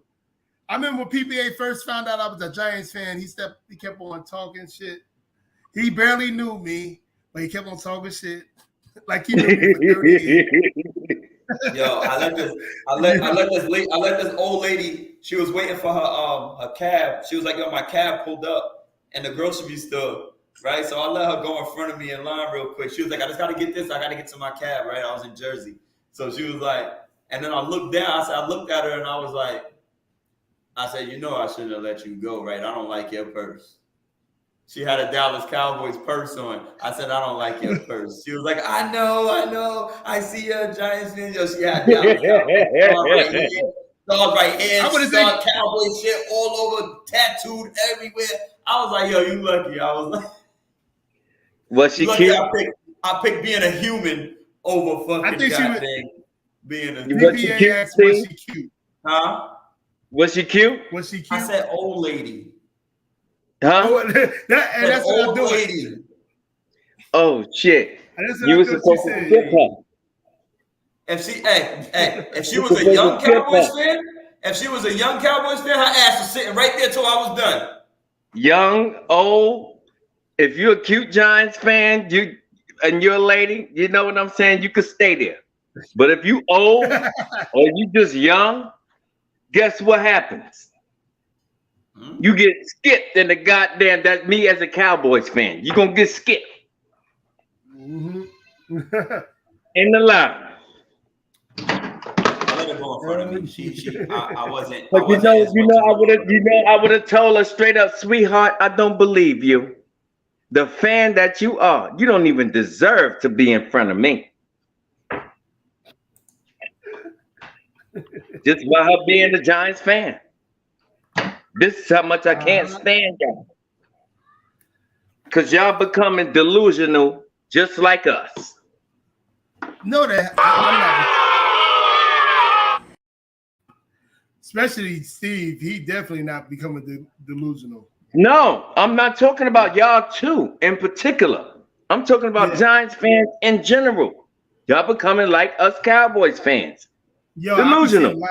I gotta say us because you gotta represent, even though y'all real football. You smoking my shit? Y'all still represent all of y'all fans, just like I do. Why is that delusional though? Because y'all under the belief that y'all gonna win it. Just like you believe. Do you believe that the Giants is gonna win a Super Bowl this year? No. Unapologetic? Do you agree? I agree. I agree that my Cowboys is not gonna win it this year. You know what I'm saying? I agree. But I hope we are. But you are a Giants. Y'all are Giants fans, and I am a Cowboys fan. And we speak from realness when we come to our teams. You also got to speak for casual Giants fans also that just believe that they're gonna win every year, just like mine. I don't have to support them. Why not? I don't support them. You speak for them. No, I don't. And when you speak for them, you got to speak for them and hope that the Giants win. I only hope. I don't speak for them. No, I don't speak for their fucking. Yes, you do. Because I whatever don't it speak is for that their you're dumb ass speaking, shit, son. I don't speak for them. whatever it is that you're speaking, you're speaking for Giants fans. You're not speaking for just. Listen, if a Giants fan says that we're winning the Super Bowl, they must bank on Wan'Dale Robinson. They must bank on Kadarius Toney. They must be banking on Saquon Barkley playing running back and quarterback. And they must be banking on Kevon Thibodeau getting 15 sacks and Azeez Ojulari getting another 12. And Leonard Williams getting 10. We don't have a corner. We let go one of our best corners. We don't have a cornerback on the other side. We got a Dory Jackson on one side and no one on the other side. You was at the practice. Who's watching, anybody who thinks that this You was at the practice. You was at the practice. You was able to see. They're dumb. No, I'm just saying. Because you was at the practice, you was able to see what they got on the offensive side and the defensive side of the ball. And I watched the game. And you compare that to other teams in the National Football League. And I watched the game. They're dumb. I watched training camp on NFL Network. What are they dumb to let me know what I got on my team on the offensive side of the ball versus the defensive side of the ball, and compared it to all those other big defenses out there, and all those offenses out there. Mm-hmm. When you are looking at your team, but none of us is like the casual fan. The casual fan just think all of a sudden the Giants is gonna win. The Cowboys is gonna win, and not watching the actual game, not watching what's being transpired within the game, on why if we lose, on why if we win. They're not even able to dictate that. They see somebody running on a Giants end zone. And be like, oh, the Giants is great. That's what I'm saying. Yeah, but hey, Steve, what you think? You think Giants were stupid for what? No, I said Giants fans would be stupid. Oh, okay. If they think that we win in the Super Bowl, like there's no, they like. But I don't want to. The thing is, the flip side is that it's fresh. Everybody is 0-0. Just like when it comes to the playoffs, everybody is 0-0. A whole new game. I hope every year that my Michigan football and basketball team win a national championship. I hope every year that the Giants win a Super Bowl. I hope every year the Chicago Bulls win a goddamn NBA championship. But the reality is, they're not the best team, because if you like sports and love sports, you are analyzing as well as rooting. So when you analyze your squad, you're also speaking from a reality perspective, not just rooting because. Like, I do that shit when the game come on. Let's go, my God, let's go. Like, you already know how I rock, nigga. I do what I do. That goes to what you're a fan of. Yeah, I become a fan on Sunday. Of your team before the sport, or are you a fan of the sport before your team? I'm a fan of the sport before my team. Unapologetic? I'm a fan of the sport, but I think I'm more a fan of my team because I've been kind of like letting off because of you know, like I see can't they be. doing bad. You I can't see be. they doing bad, and by October, November, But I you like can't be. shut. I kind of you're right. I kind of can't be. shut down of the NFL play You because coach football. yeah, but I'm saying you talking about the NFL. No, but you coach and you coach and play football. Yeah, yeah. Okay, so you're a fan of the sport before your team. Yeah. The sport saved my life. Yeah, the sport saved my life without a doubt. Yeah, you're a fan of the sport. Sure. I'm gonna watch basketball and football whether I have a squad or not. See, here's a difference. There's some people who be like, yo, I only watch the New York Giants. Then they go about their day. Yeah. Correct. After my Giants game goes off, I'm watching the Cowboys, the Ravens, the Bengals, I'm watching whatever interesting matchups and whatever I can watch as far as football is concerned. I'm watching Thursday night if I can. I'm watching fucking Monday night if I can. I'm watching the Sunday night game if I can. Don't care who's playing. Yep. Yeah, me too. Me too. You know the biggest reason why I love football? Me too. The biggest reason why I love football is because their seasons are so short. Their regular season is so short. That's not the reason why. It's almost like that's not your reason. You gotta play good from week one. That's your reason. Right. You gotta play good from week one, and week one do set the tone. That's why everybody's so in tune to it, because it sets so much of a tone on a direction of a lot of football teams, more than the ones that got to turn it around and I think come on to the second half of the season. I think week 2 and 3 are more important. 2, 3, and 4 You being a football fan, exactly. But you being a football fan, you would know that. The casual fan would not know that. Yeah. To wait for week 2, week 3, week 8. Remember what I told you, Steve, that I did dictate how my team is doing after week 10. You get what I'm saying? Because I know what transpires throughout the course of a season, which you know and unapologetic know. Right. There's going to be injuries throughout the course of that 10 weeks. There's going to be setbacks. And we just hoping that it's not our quarterback. You get what I'm saying? Mm-hmm. Out of all those players, we just hoping that it's not our quarterback. And when it's like that, I had to readjust my assessment on how I look at football in general. I had to. Because I know injuries is going to occur on my team. And I know what an injury to a certain player makes a difference on my team. Just like you guys would know on your team. Yep. You know what I'm saying? But the thing is, the casual fan ain't trying to hear that. Fan, we own injuries. We be 75% injuries on our team for the last fucking 8 years. Yeah, so I definitely know about injuries. Me watching sports in general let me learn to know to respect injuries, and injuries come pretty much in the later part of any season in any sport. Injuries occur.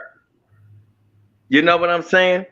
Playing a certain sport for a long period of time.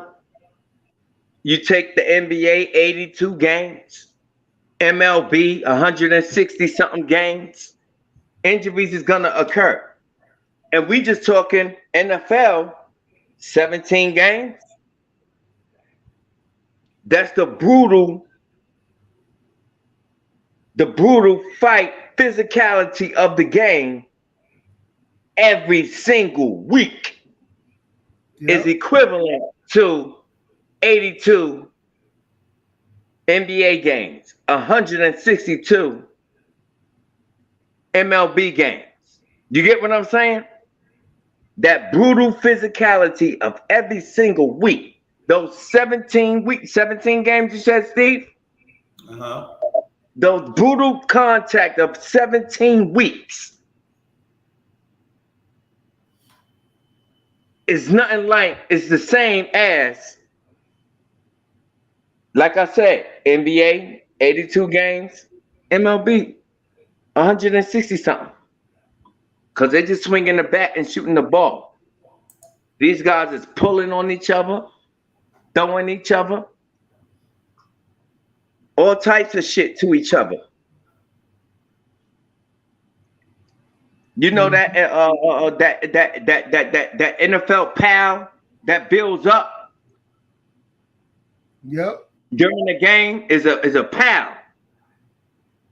You take like if it's a forced fumble or some shit like that, and everybody going for the ball. You see that pal? What the fuck you think is going on in that pal? What do you think is going on in that pal? A lot of stuff, a lot of things going on over there.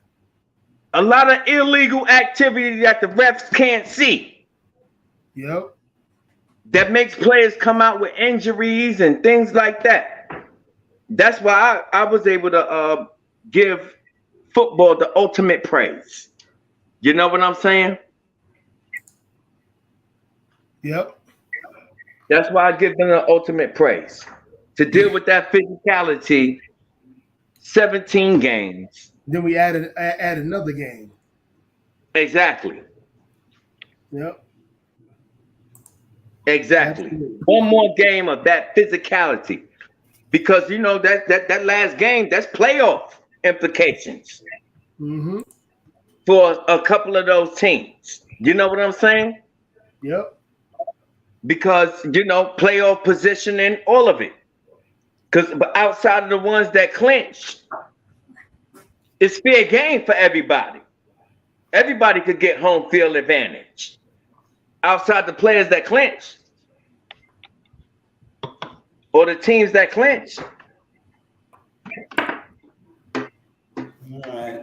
Yeah. Well, Yep. we've been up here for 3 hours. I'm hungry. Kasim and Ant that ate in front of me.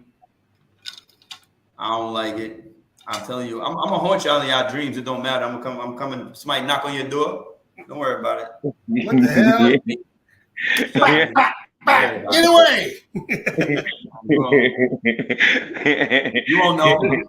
You won't have a chance. I'll already be at your neck. Yeah. You gonna wake up him eating too damn good for this show. You eating too good. I'm like, you motherfucker. That's when that you go to get it, Dominican, when you go to get it, I'm gonna disappear like in the movies. Yep. Yo, Slap you right in your neck. Fuck it, who did that? Word. But Yo, nah, we but yeah, had, it's man. been fun. Yo, Steve, you playing golf today? No, I don't think so. I played yesterday. What you doing today? Shit, really? What you getting into?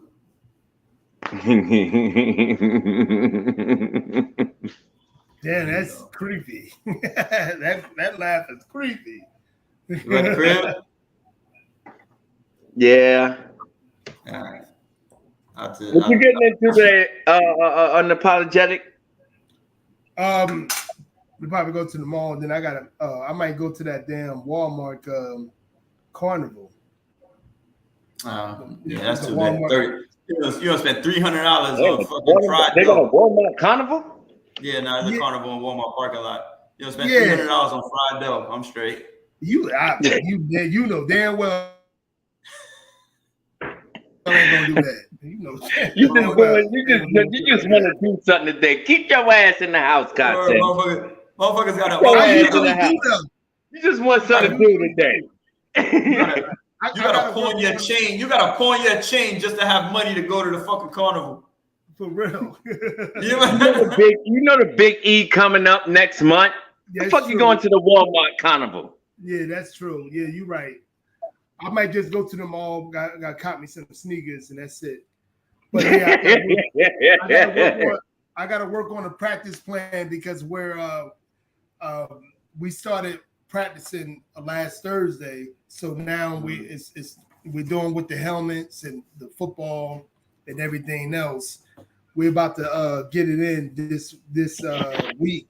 It's about to go full throttle a little bit this week in practice. So I gotta think of a practice plan to come up with for the running backs and the linebackers. That's right. New London High School. New London High School. Yeah. The New London High School football coach. You got a game plan? Freshmen or seniors. Oh, it's varsity. It's varsity. But it's I'm the head freshman and JV coach. But okay. I coach varsity when it comes to the running backs and the linebackers. Okay. Yeah. So we look good right now in the interior. What is most important offensively and the offensive line and the defensive line, we look good this year, real good. We're gonna probably be probably a 60-70% running team. I'm worried about his players. We gonna go to one of Kasim games and dissect this game, and we gonna go in the court. We gonna go on the field. And we gonna fuck with them. Like your team ain't playing that good defense, nigga. You missed that gap. You supposed to be on top of that, baby. Hey, I'm gonna go right there again. You ain't even gonna know we there. You ain't even gonna know we there. I'm worried about how he coaches his players. I'm real worried about how Kasim coaches his players. I don't want him running outside telling him that Karl Malone is a good spot for them fucking 5 motherfuckers. No, I'm scared. Kasim might. I'm scared. Kasim might coach him too rough, and one of these offy, old Saybrook, one of those kids might get hurt. Hey, you can't do that. And they come back to find Kasim ass. Yeah, you can't do that these days. As much as you want to do it, you can't do it no more. I'm going to give you something. My stomach is growling. I ain't dealing with y'all motherfuckers no more. I'm out of here, my guy. All right, you stay up. Yes. You stay up. Next Sunday? Huh? All day. Next Sunday? I'll let you get. Most likely, yeah, man. Maybe unless you got something in between that you want to talk about. We might need a little later start, maybe, depending. But I'll let you know. But at least we got your ass up today. I might be on tonight too, guys. I might be on tonight to talk about some current events. I'm gonna tune in tonight. It's my day off. I'm gonna be tuning in to you, Kasim. No doubt, for sure. All right, baby. All right. Peace.